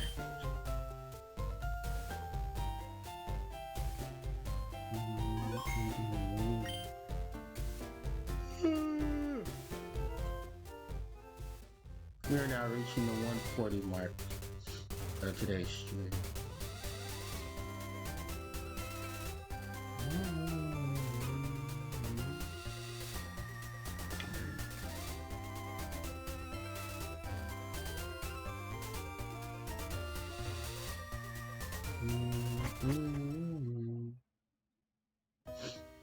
Oh god, I love this. Alright. Back to some more hunting. Oh, and we'll have some new traders to encounter too that I get to talk about as well.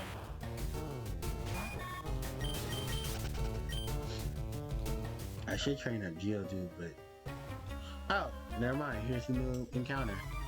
All right, don't sneak up on me. All right, super nerds. They're making their return. Nerds. Nerds specialize in urban Pokemon.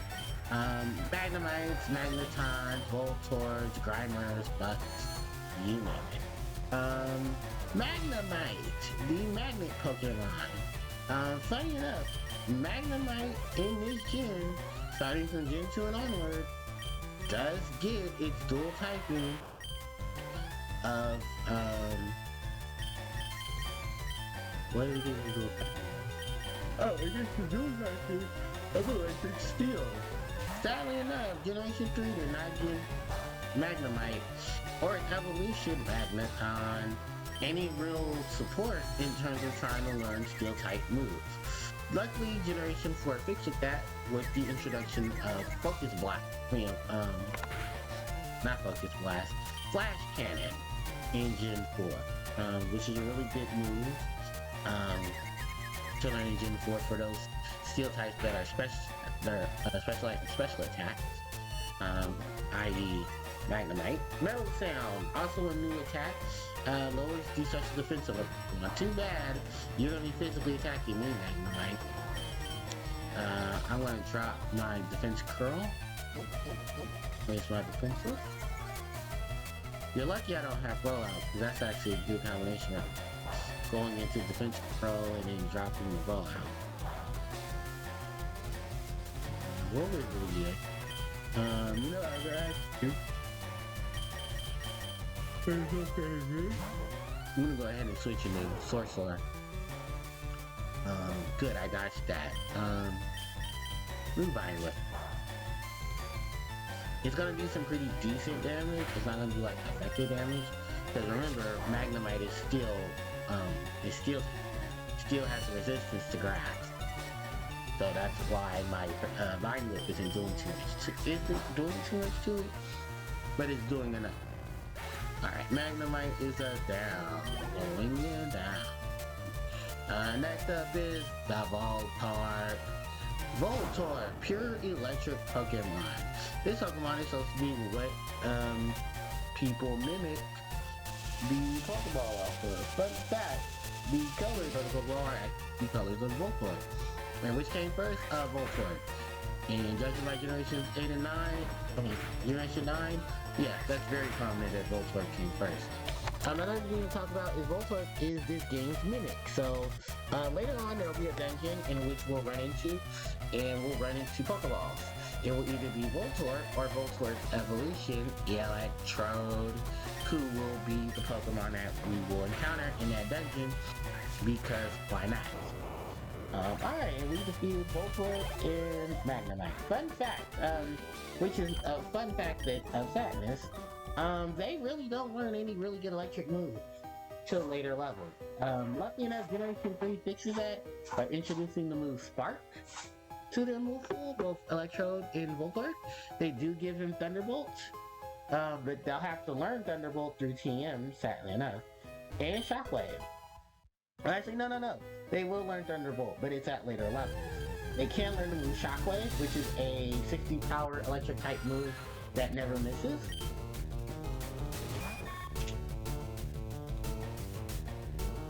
But we gotta be certain to get it. So, yeah, that's the downside here to that. It's gotta be certain to get it.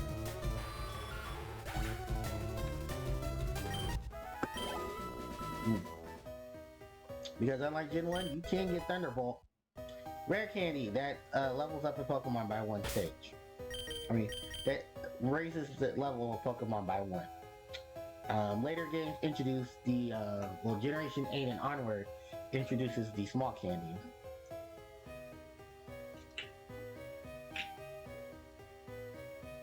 Well, the ranges of candies. Extra small, medium, large, and extra large candies.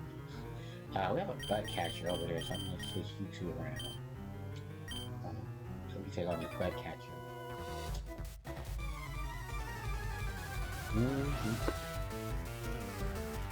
Get up, kid. And one thing that still annoys me is these fucking bud catchers. And then whack-ass Caterpies, Beetles, Cocooners, and Metapods. Don't worry, there'll at least be a bug catcher later on and they whack you and get something that isn't a fucking bug in its early stage.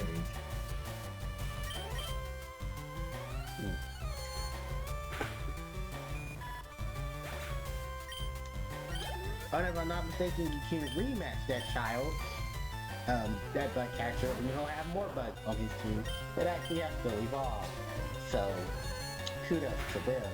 And I think in later Gen 4 parts, Gen 4 Hard Gold Soul Silver, they give that trainer more bugs. They give us Bugsy, and even Bugsy has more bugs. So, thank you, Gym Leader Rematches. I love you when you are 2 Caterpies in a metal type. So, fuck is a hit bot?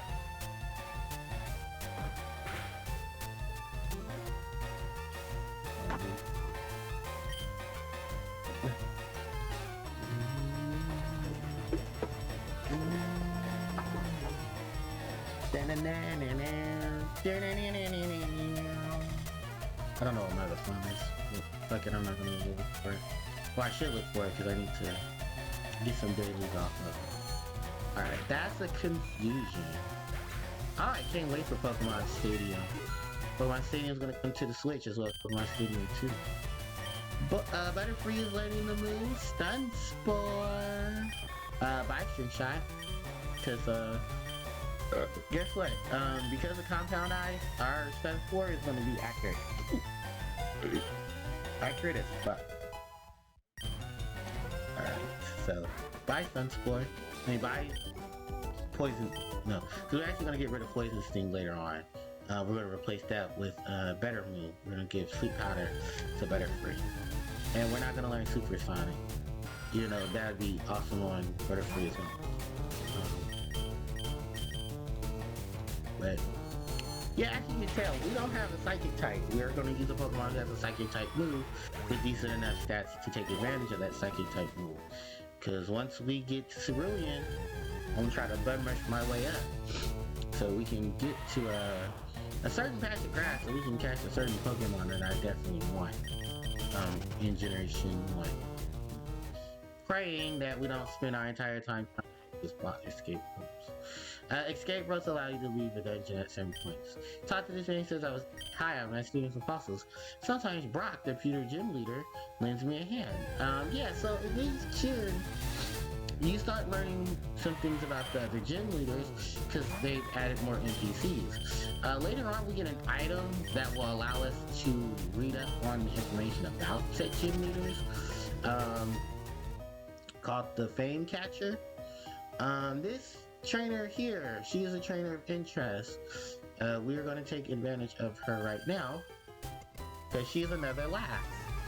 She's a smart lass, actually. Cause she's rocking grass type. I didn't. Oh. Okay. Computer, stop doing that. Oddish. Grass poison type. If you did not choose Victory, if you did not choose Bulbasaur, this is another Pokemon I would say give an option to. Oddish does get a lot better throughout the years. Oddish's evolution line of Gloom, Vileplume, and its split evolution into Blossom, which I think is a great concept for Oddish because they did give Oddish a split evolution. Oddish is more of the special attacker of grass type Pokemon that you'll see around here. And then next up is its physical variant, Bellsprout. Bellsprout, grass poison as well. The things that contradict between Bellsprout and Oddish is Bellsprout tends to go for the more physical attacks, while Oddish tends to go for the special attacks. While breeding between each other, they can share the same moves. For instance, you can breed with Bellsprout and it'll teach you Razor Leaf. And then vice versa, Oddish will teach Bellsprout. What was it? What are those moves? Giga Drain, Mega Drain, and other stuff like that. Yeah, Giga Drain, Absorb, and Mega Drain. Mega Drain, Absorb, Giga Drain. I'm sorry. It's Absorb, Mega Drain, Giga Drain. And fun fact, in later gens, those moves get PP buffs. So, right now I believe Absorb is 20, It becomes 25 later on. Ooh, see, that's good news. Then it's Mega Drain, which is 10 now, but becomes 15 in Gen 4. And then Giga Drain, which is 5 now, but becomes 10 in later gens. The reason for this is because Giga Drain is just fucking broken. It's the highest of the Drain moves. Because it's a Zord, Giga Drain, it's a Zord, Mega Drain, and Giga Drain. Which funny enough, because Parrots can learn it as well. Also, bugs have a draining move called Leech Light. It's really weak here. Generation 7 gives it a buff by buffing its powers from 20 to 60. And in Gen 8 gave it 80. This was because it was an old school bug move that definitely needed some enhancements. And they were giving enhancements to a lot of older moves. Like they gave the buff to, what was it? Rock Smash went from 40 to 6, no, from 20 to 40, then from 40 to 60. And I think it's still 60. Really good physical move. And then it lowers defenses when it hits. Then they decided to give a buff to, they decided to give a buff gens later to Leech Life. Which is a really good call too. Clefairy, I love you, Fairy. Oh, a male Clefairy. That is a very rare encounter because 75% of the time you're going to be running a female Clefairy. So, definitely want to catch another one of these. So when they start breeding, we can breed Cleffa. Yeah, a lot of Generation 1 Pokemon have baby forms. So these Pokemon that you'll see are encountered now, they later on will start having pre-evolutions.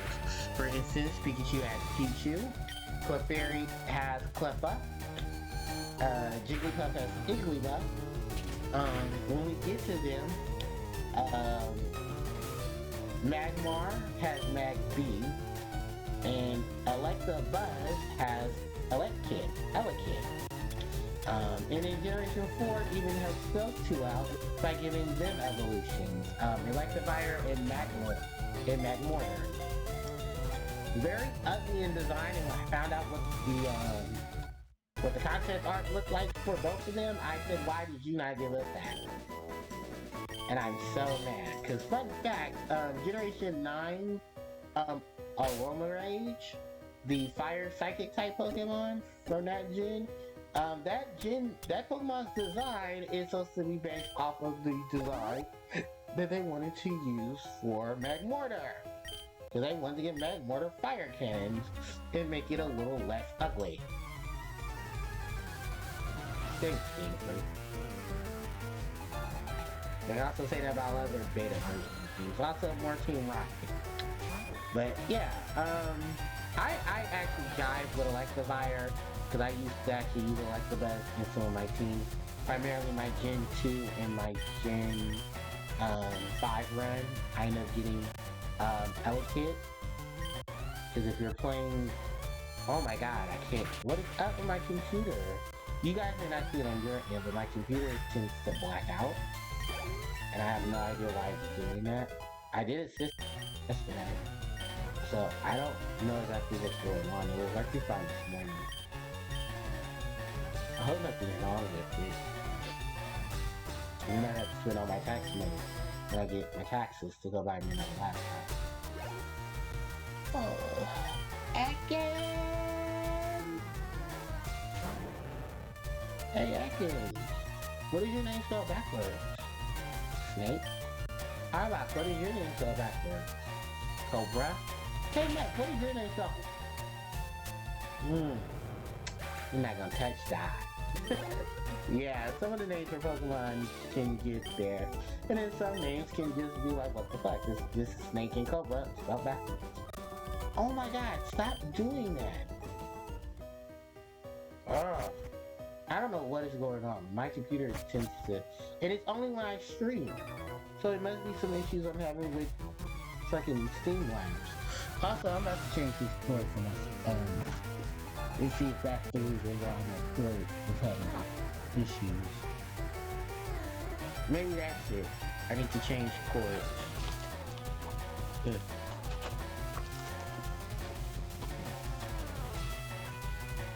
So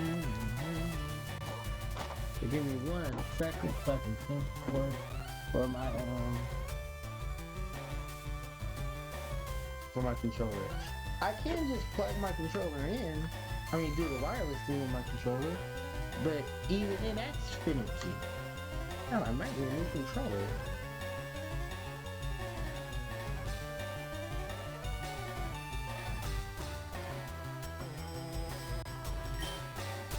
Alright, there we go.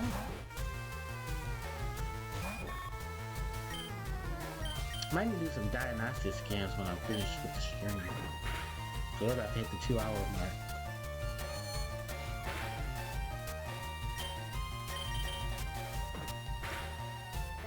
Good. Youngster? Yeah, youngster. Youngster Josh. What's up with this name? Da-na-na-na-na.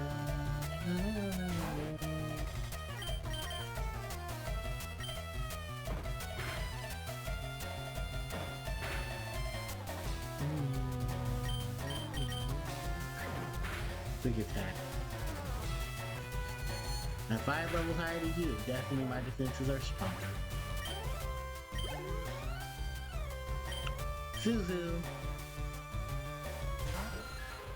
Which I think in Fire and Leaf Green, they gave Suzu back Leech Life. In Ruby, Sapphire, and Emerald, he only has Astonish. Which that was dumb. Alright, and then I believe we have a new trainer coming up in just a minute. So then we can away from Zubat. Fun fact, I've never caught a shiny in Gen 3. And Ruby, not Ruby, Sapphire. And Red and Green. Fire and Leaf Green. Moonstone, that evolves Clefairy into Clefable, Jigglypuff into Wigglytuff, Nidoking into Nidorina into Nidoqueen, Nidorino into Nidoking. And then there's some other Pokemon in there. But Hikers!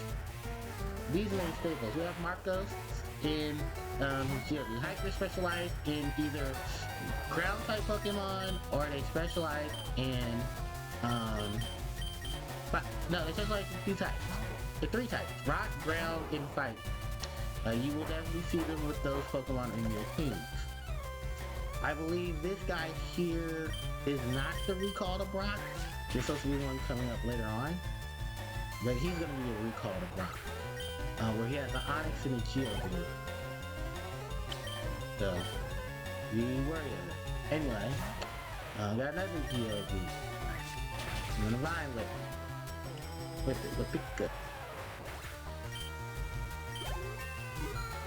Nice saw. Level 16 Ruby. And here's Onix. Oh. Which fun fact, I just learned this earlier. Onix is Brock's first Pokemon. It's funny in the anime. They talk about Brock and his Onix.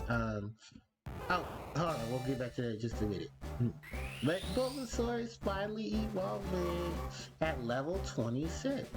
I mean, level 16.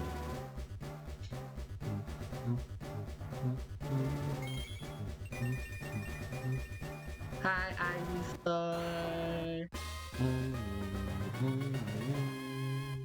Ivysaur is the evolved form of Bulbasaur. The bulb on its back is starting to bloom, giving a nice little seed on the back of it. Alright, yeah, that is Ivysaur. Ivysaur. Still same nature, still same ability with Overgrow, just a lot better stats. Yeah, because when Pokemon evolve, they get better stats. Alright. So this is the exit to Mount Moon. If you have not already gotten all the items or Pokemon that you wanted out of Mount Moon, I was just giving back. You can get to Mount Moon later on to progress plot, but it's up to you if you want to. We did find an ether. Ethers. They will raise one of your moves PP by 10. There's a item in the series called Leopard Berry, which does that as well. But you can farm leopard berries. You can't farm. When early years you can't farm ethers. Later years you can. But those motherfuckers are all over the place. Alright, so we're gonna go ahead and just skip this battle, even though we're close to leveling up. We have a battle coming up soon. This right here I believe is a revive. If a Pokemon is fainted, it will revive them and give them half of their HP. Sadly, no recovery on PP points. But here's one of the last other rockets before we leave out. I haven't talked too much about the rocket redesign. It's cool. One thing to note is that they took away the whips. Yeah, in Generation 1, a lot of Pokemon and enemies had whips. Like that, the Pokemon trainer, NPC Red, he was supposed to have a whip.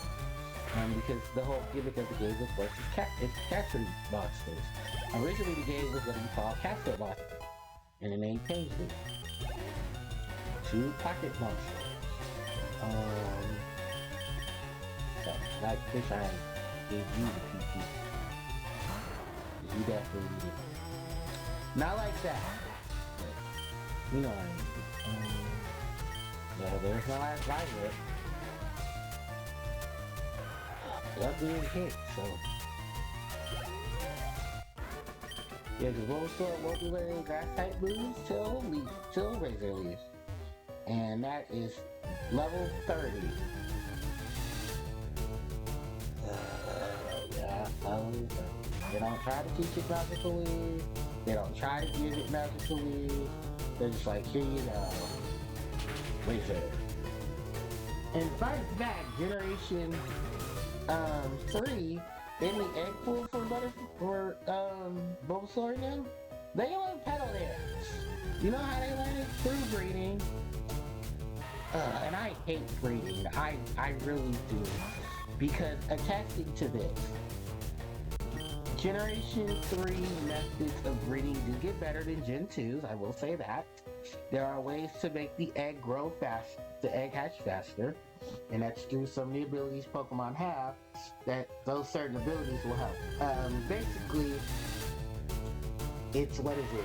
It's, if you have a Pokemon in your party with, I think it's Magma Armor, or,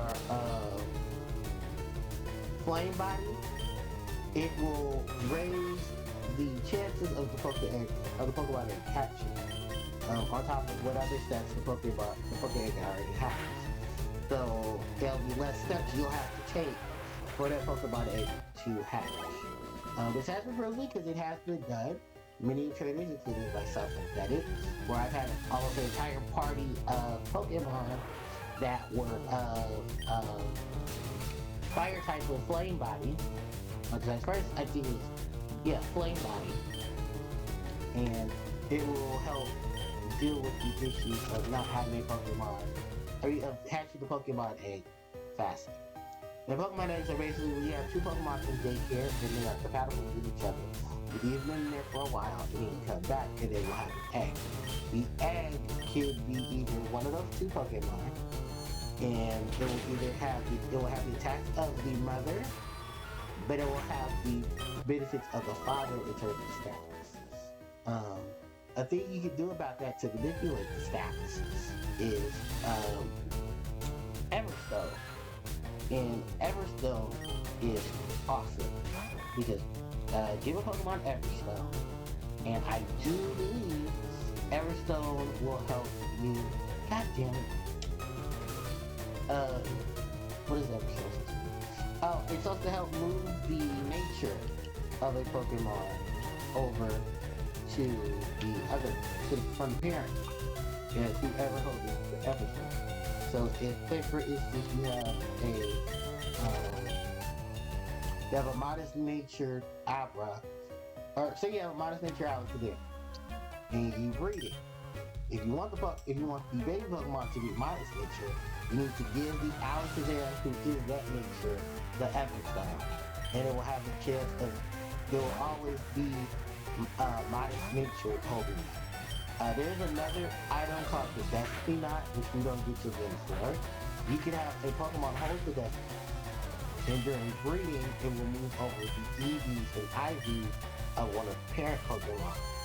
So what a lot of people would like to do is they would like to catch Dittos and hope that the Ditto has a precise nature, while giving the parent Pokemon the Destiny Knot to move over the IVs. There's like a whole bunch of this stuff on like Bulbapedia and everything, where you can look at the natures and stuff of Pokemon and figure all that out if you like to. Because it's a really cool concept, and it's stuff that I've done too, like the whole what moves to give a Pokemon, what the will function, how the breeding process will affect the Pokemon, and the chances and the probabilities. So, we have one more battle here in the game, in the moon. Funny enough, that Pokemon trainer, actually that Pokemon, that Rocky,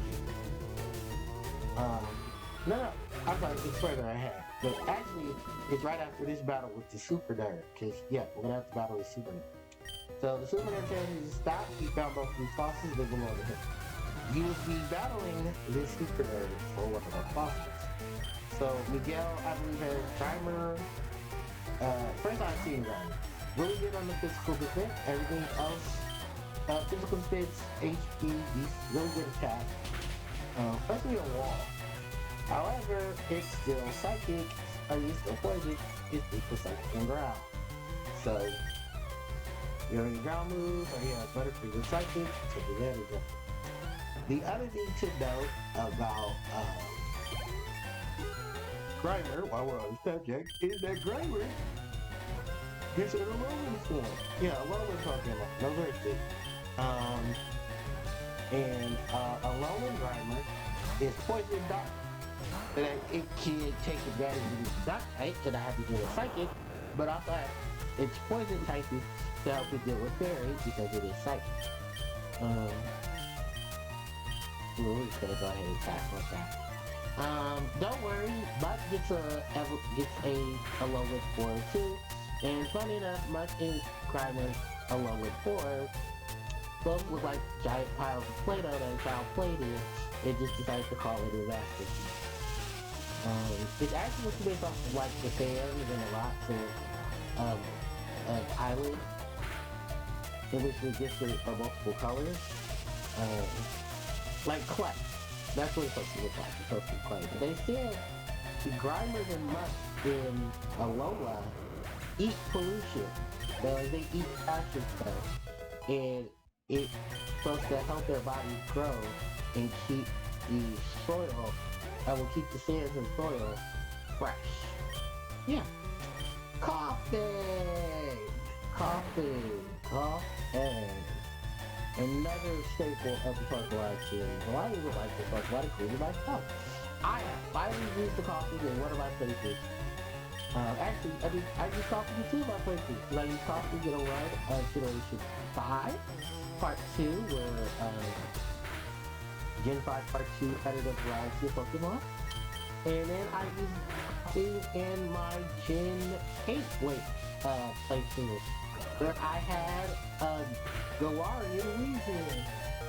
Hello, Governor. And that's really what I called him. Hello, Governor. And he was actually a modest featured Weezing who specialized, who literally 3-leveled it up. He had a lot of Galarian Weezing is a really good special attacker. And has a really good move forward to back it up. In a tank, too. So, fossils, we have Lord Helix and we have King Dome. Dome Fossil will give you Kabuto. Kabuto is basically water rock type. Really decent stats. I believe it has battle armor for its ability, meaning that when it gets hit, it raises its stats. It's a decent physical attacker, but its dual typing kind of doesn't really help it out anymore because they would prefer it to be, or at least to stay the same in terms of its lineup of move pool. You can learn some grass-type moves like Giga Drain, but it can't really save itself outside of maybe the one or two instances where it can actually do something because it has really good physical stats, especially with it because its evolution Kabutops. However, we scoot over a bit, and we have Lord Helix. We have the Helix fossil. The Helix fossil is home to Omanyte. While Kabuto and Kabutops are very defensive, Omanyte and Omastar, Omanyte's evolution are on the are more of the defensive type, as opposed to the opposite with Kabuto being the offensive type. It does learn a decent array of moves, ranging from stuff like Surf and Ice Beam to its regular move for running Rock Slide, Withdraw, and stuff like that.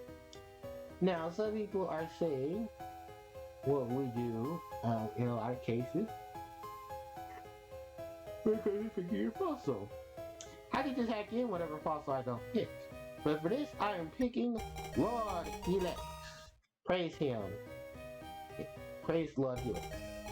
And the super nerd here, he will be taking his fossil and donating it to the Future City Safari Zone, in which it will be on display after restoration from the Cinnabar Island. Actually, when she tells you off right here, she says, far away on Cinnabar Island, there's a Pokemon lab. They do research there on regenerating fossils. If you're playing yellow version, you will be stopped right here before you walk in, and you will be interrupted by Jesse and James and Meow of Team Rocket. I'm not joking. Team Rocket was added to the yellow gameplay. They do have their bit of motto, and they will challenge you to a battle. They start off with Ekans, level 12, with the move Rapid Leer. And then Coffee will also be level 12, with the move Tackle and Smokescreen. Then Meowth, level 12, with the move Scratch and Growl. So yeah, it's not too much off from both of those Pokemon, and quite honestly, it's Team Rocket. What did you expect? You will see the full evolutions of Coffee releasing later on, and I will tell you the exact point of when you will see those evolutions of Arbok releasing. So, yeah. But yeah, that's what I want to point out to in this particular area, in which you will run into science. Get to the Pokemon! Oh, I hate cheese! You guys random encounter bullshit. Thank you! Go over here. We got an antidote. I believe there's a couple more things in the dungeon, but I'm not gonna go get those. I'll get those later. We are now on Route 4, ladies and gentlemen. Route 4, Mount Entry, Cerulean City. So, up here, these two gentlemen. One will teach you Mega Punch, the other one will teach you Mega Kick. You can only learn these moves once, so be cautious if you use these moves too. Mega Kick is a normal type move. It's a kick attack. The strongest kick attack we'll have for the game. It actually divided a lot of the I don't know what's about. No, I do, but it was gonna lead up to something different. But yeah, it's a kick move. It's really okay. When it's not something I would do it certain preference.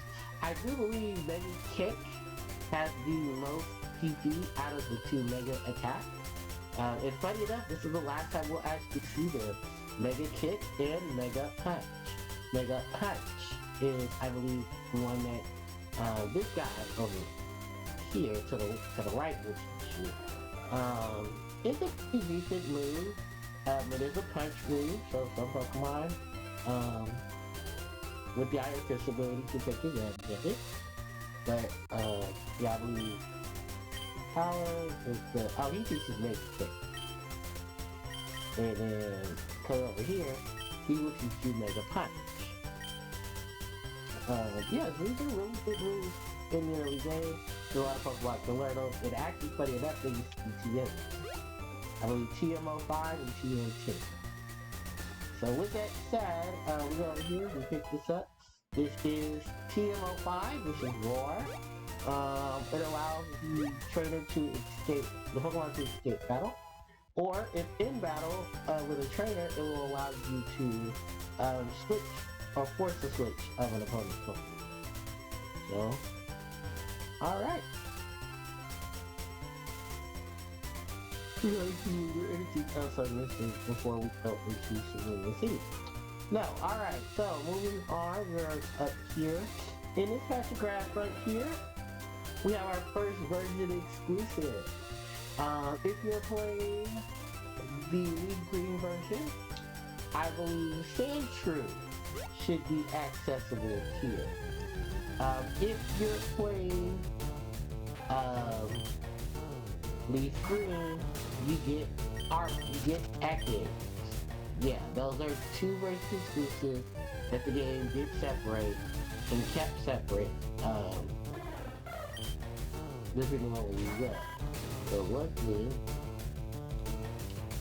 sorry, I'm just blanking out. Luckily, later other games actually allow you to get Sandshrew and Harpie without those. So yeah, we get Sandshrew in this game, but in the other game we get Active.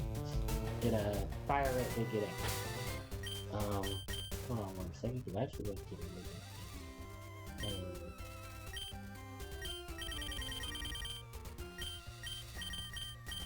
Here we go. Here. Here's Sandshrew. There's Sandshrew here, Sandshrew there, Sandshrew there, Sandshrew everywhere. And I think it's Active I need to take a look at, right? Yeah, the snake. Yeah, I know. Because Active is only in Fire Red. Which is funny enough because I do believe Active is also a catchable Pokemon in Red version. Cerulean City! City of the blue aura. And I love this theme. This theme is used twice actually in the game. Here in Cerulean City, then Fuchsia City. Misty! Yeah, Cerulean City talk about Gym Leader Misty, the tomboyish mermaid. So our next boss battle will be against the tomboyish mermaid. For water will be our opponent. Yeah, that's right, we're taking on the water boss in this game. Miss Misty. Well, funny enough, this is Gen 1, so our second water boss in the series. I'll get to that other one later on. But, yeah. So, I love me some Misty. This is a callback, of course, to Gen 1. The Kanto region, of course, because Misty was Gen. Actually, Misty's included even in the manga. In the manga, let's talk about Misty. Misty is a filthy rich bitch, and I wish I was her bestie. Yeah, she is fucking loaded. She has a mansion, she has butlers, she has a car. But Misty says it to Red that, honestly, she doesn't like the prissy family. She likes to get down and dirty and explore the world and stuff. Misty does have her sisters in the manga, and I think you actually see Red interact with Misty's sisters.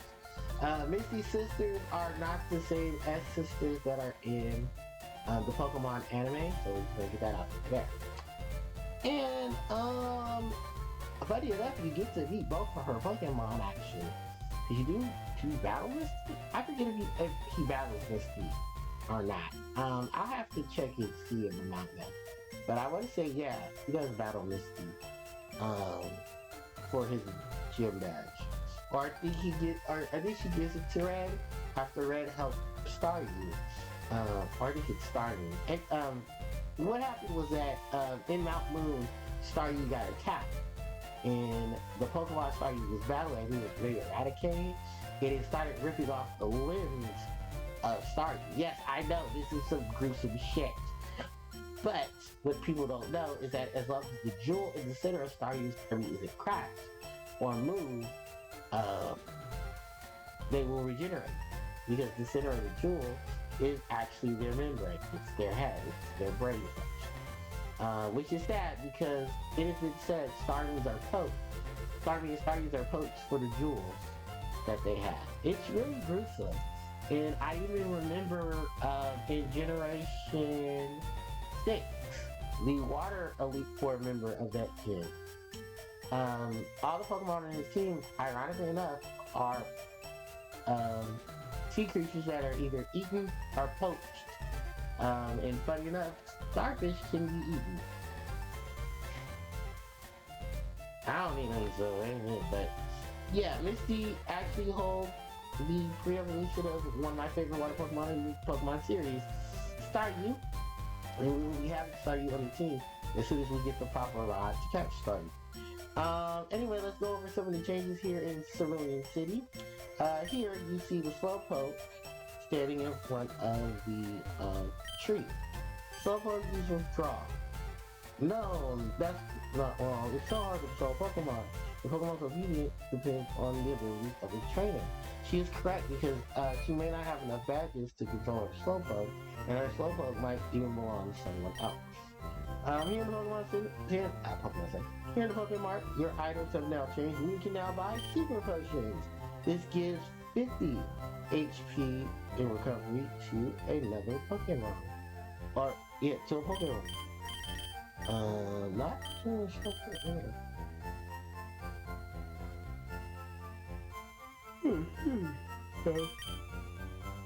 Don't worry about that. Now I'm not sure I want to deposit, and I think we have good enough items on us anyway. So what we're going to do is we're going to go back to the Pokemon Center so we can heal. Because I don't know if I went to the Pokemon Center at all to heal. Did I? I did. Okay. So we're going to drop off a couple items because remember this is Big 3, we can do that now. And we won't have any complications. So, but we're going to drop off to the piece, not that PC, an RPC. Thank you.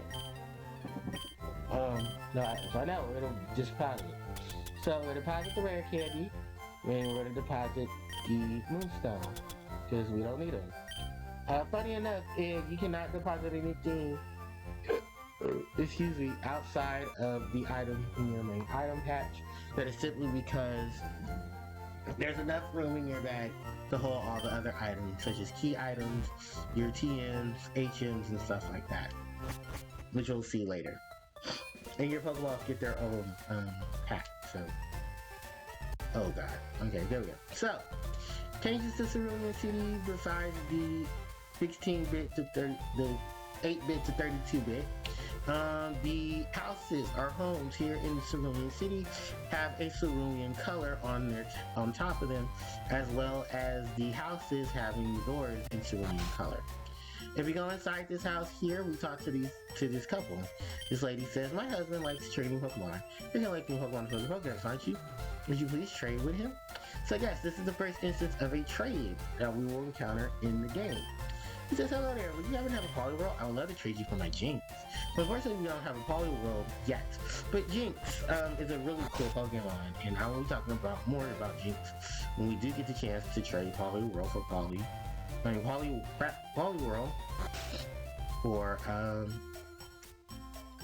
for Jinx. Skilled trainers will always collect badges. I see you have at least one badge.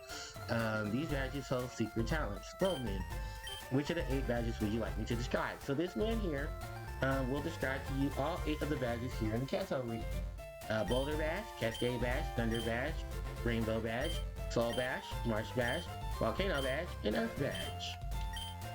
And I do believe if we come back to him and we have all 8 badges, he'll give you a PP Max, which raises the power points of a move to its max level. Also, I was trying to figure out if this was here. Rare candy. Oh god, my head is hurting. I'm sorry from all this talking. It's probably messing with my tooth. Alright, here we talk to this man and he will talk about berry powders. He says, "You need berry powders with your machine, and you might be interested." So he says he's gonna give you a powder jar.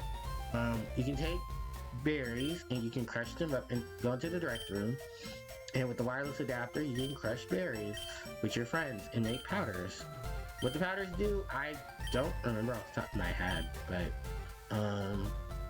berries in their full form are better. And this is a berry crushing thing where he can tell you about the berries that you've crushed. And you can crush up to a whole lot of players. Actually, six people can be attached to a berry machine. I am so sorry. My head is starting to hurt. I guess from all this talking and stuff. But we're gonna end shortly. I just wanted to make sure you guys seen everything here. You cannot enter this house because the policeman is blocking it. He says these people were robbed. It was obviously done by that Team Rocket behind this horrendous crime. Even our police forces have over rockets. Funny enough, the Team Rocket member is still there behind the house. That's Missy's gem, which we can do. That's optional in cases of progression. Collectively battling, that is the life. We can go into this house. We've already been to the Pokemart. This house we can walk into and talk to this old man. He says, sigh, too much time, too little to do. Is nothing entertaining to watch anywhere happening. That's it, you can walk in front of him. But yeah, sometimes you just let time get away. Here is the bike shop. Grass and caves handled easy. Yeah, let's talk in here. So it says, the playing bikes is good enough for me. After all, you can't just put a shopping basket on a mountain bike. You can. Anyway, these bikes are cool. They are way expensive. When you talk to this guy here, he says, hi there, welcome to the bike shop. And the bike, yeah, that's how much a bike costs. Even at our max, we can't hold that much money. So we have to tell him no thank you. We will be back though, because we will be receiving a bike later on. But talk to this girl here, she says, I want a bright red bike. I'll keep it at home so it won't get dirty. And these are bikes as well, a shiny new bike. Other than that, I think that's it for Cerulean City in terms of what's around here. And if you read this here, it says Cerulean City, a mysterious blue aura surrounds it. There is also one more destination in Cerulean City, but we can't get to it because we don't have access to it. And that's all post-game, and that's right there where that gentleman is. So, other than that, we can go to the north. And actually, hold on. Is my party ready? 5 out of 6 ain't too bad. If you go north, you will encounter this guy right here. Yeah, blue is here. Or green, whichever one you want to call him. And it's time to battle. Yeah, that's right. We got our second rival battle. This one is mandatory if you're trying to go north. He starts off with Pidgeotto, level 17. I think with the moves Gust, Sand Attack, and Tackle. Oh, and Quick Attack. Be careful because he does have Quick Attack. It can hurt because remember, Quick Attack is stab. And oh, thank God, Pikachu hit block that. But not this. Ah, yeah, good work, Pikachu, the static hit. So, Pidgeotto is the evolution of Pidgey. Just gets bulkier. That's pretty much. Okay, Dick. Jesus Christ. Let's show Fury out. Oh God, my tooth is hurting. Here, we'll do some growls to lower Pidgey's attack stat, Pidgeotto's attack stat. And luckily enough, with the with the growl and the leaders, this is gonna lower Pidgeotto's stat, so we can start doing some damage on the Pidgeotto.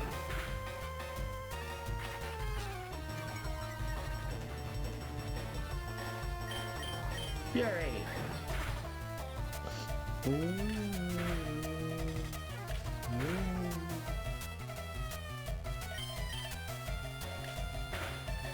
Oh, I probably try to use guys.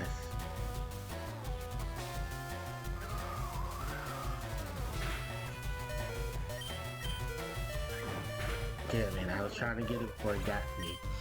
Alright, well, oh, let's let you do it out there.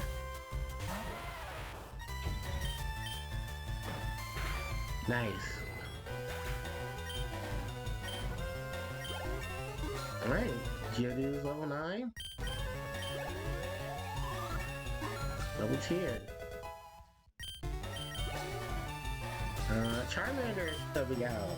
So if this would be Bulbasaur, no, this would be Ivysaur or Wartortle.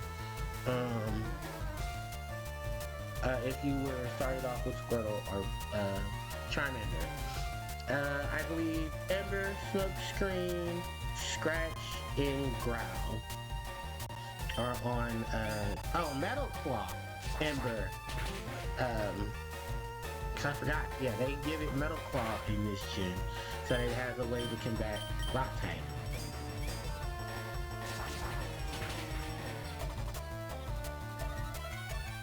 Oh, but in its attack stack went up.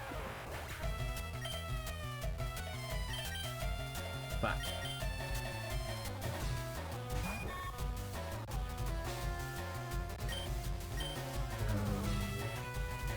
put it to sleep.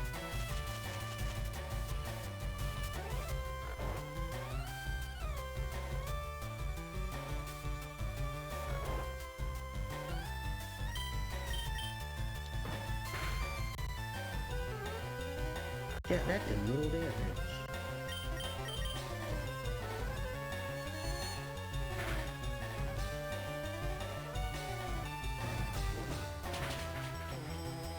Oh, that didn't do little damage. Oh, I have a burn.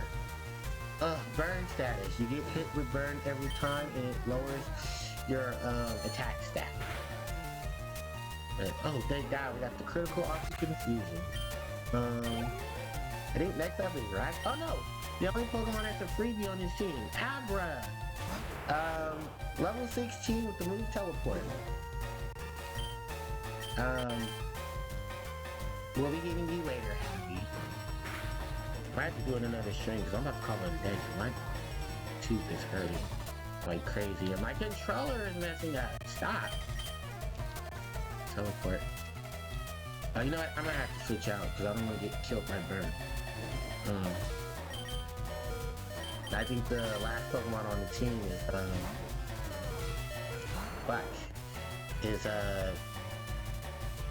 Raticate, so way too much about that. Let's go for the Vine Whip. Abra, pure Psychic type. Synchronize or Inner Focus. Inner Focus allows it to not be flinched. Synchronize, if it's hit with a status move, it will send it back to its opponent. Abra's only move right now is Teleport, but when it evolves, it becomes a beast.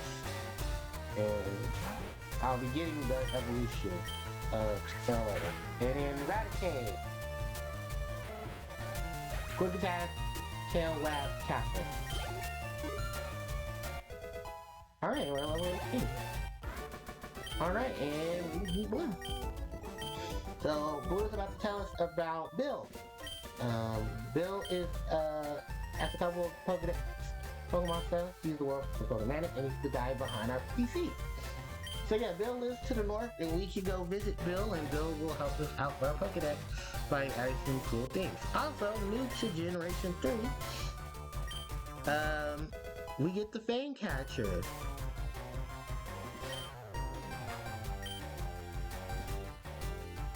Alright, hold on guys, I gotta do this. I'll be right back.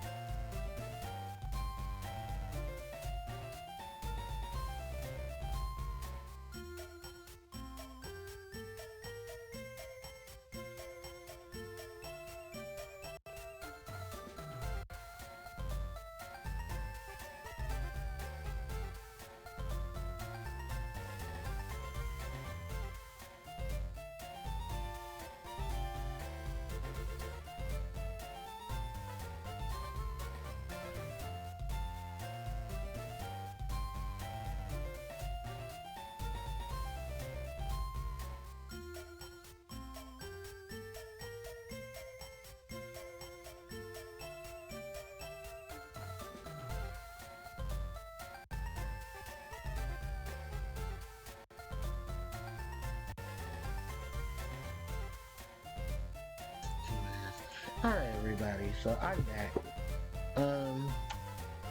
Yeah, we're gonna call it a session. We're gonna call it a session here because, controller issues. I need to run a diagnostics on my laptop to see what's going on with it. Because it is just so much stuff going on. But first, we're gonna kill the party. Oh, my ear. Oh, my poor ear. It's hurting.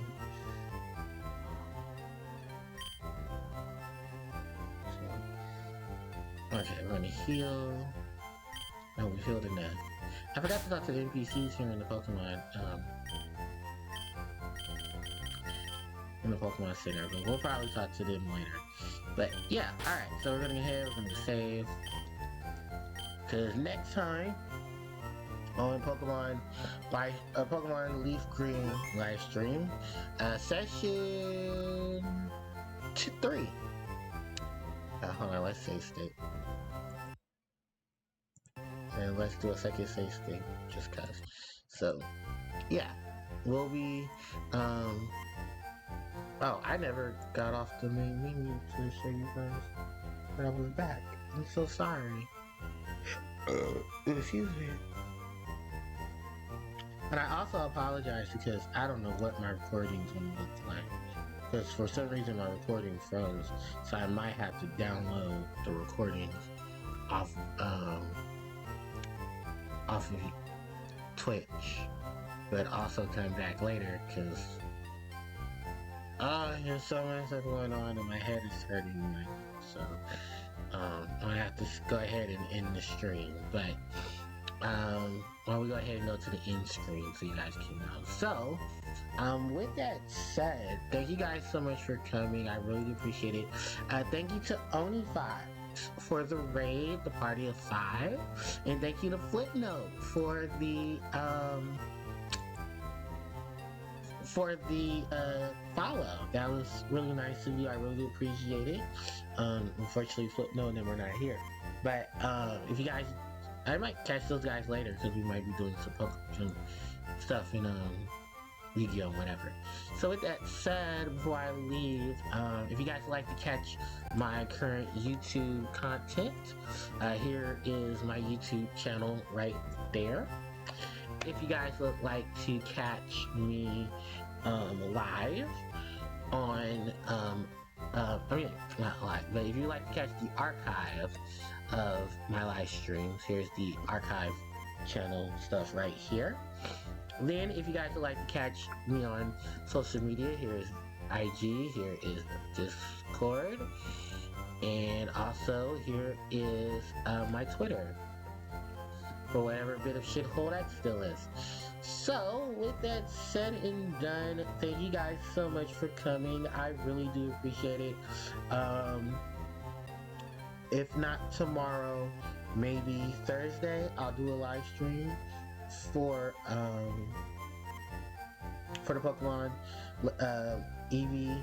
For Pokemon, for Pokemon Fire for Leafgreen. Sorry.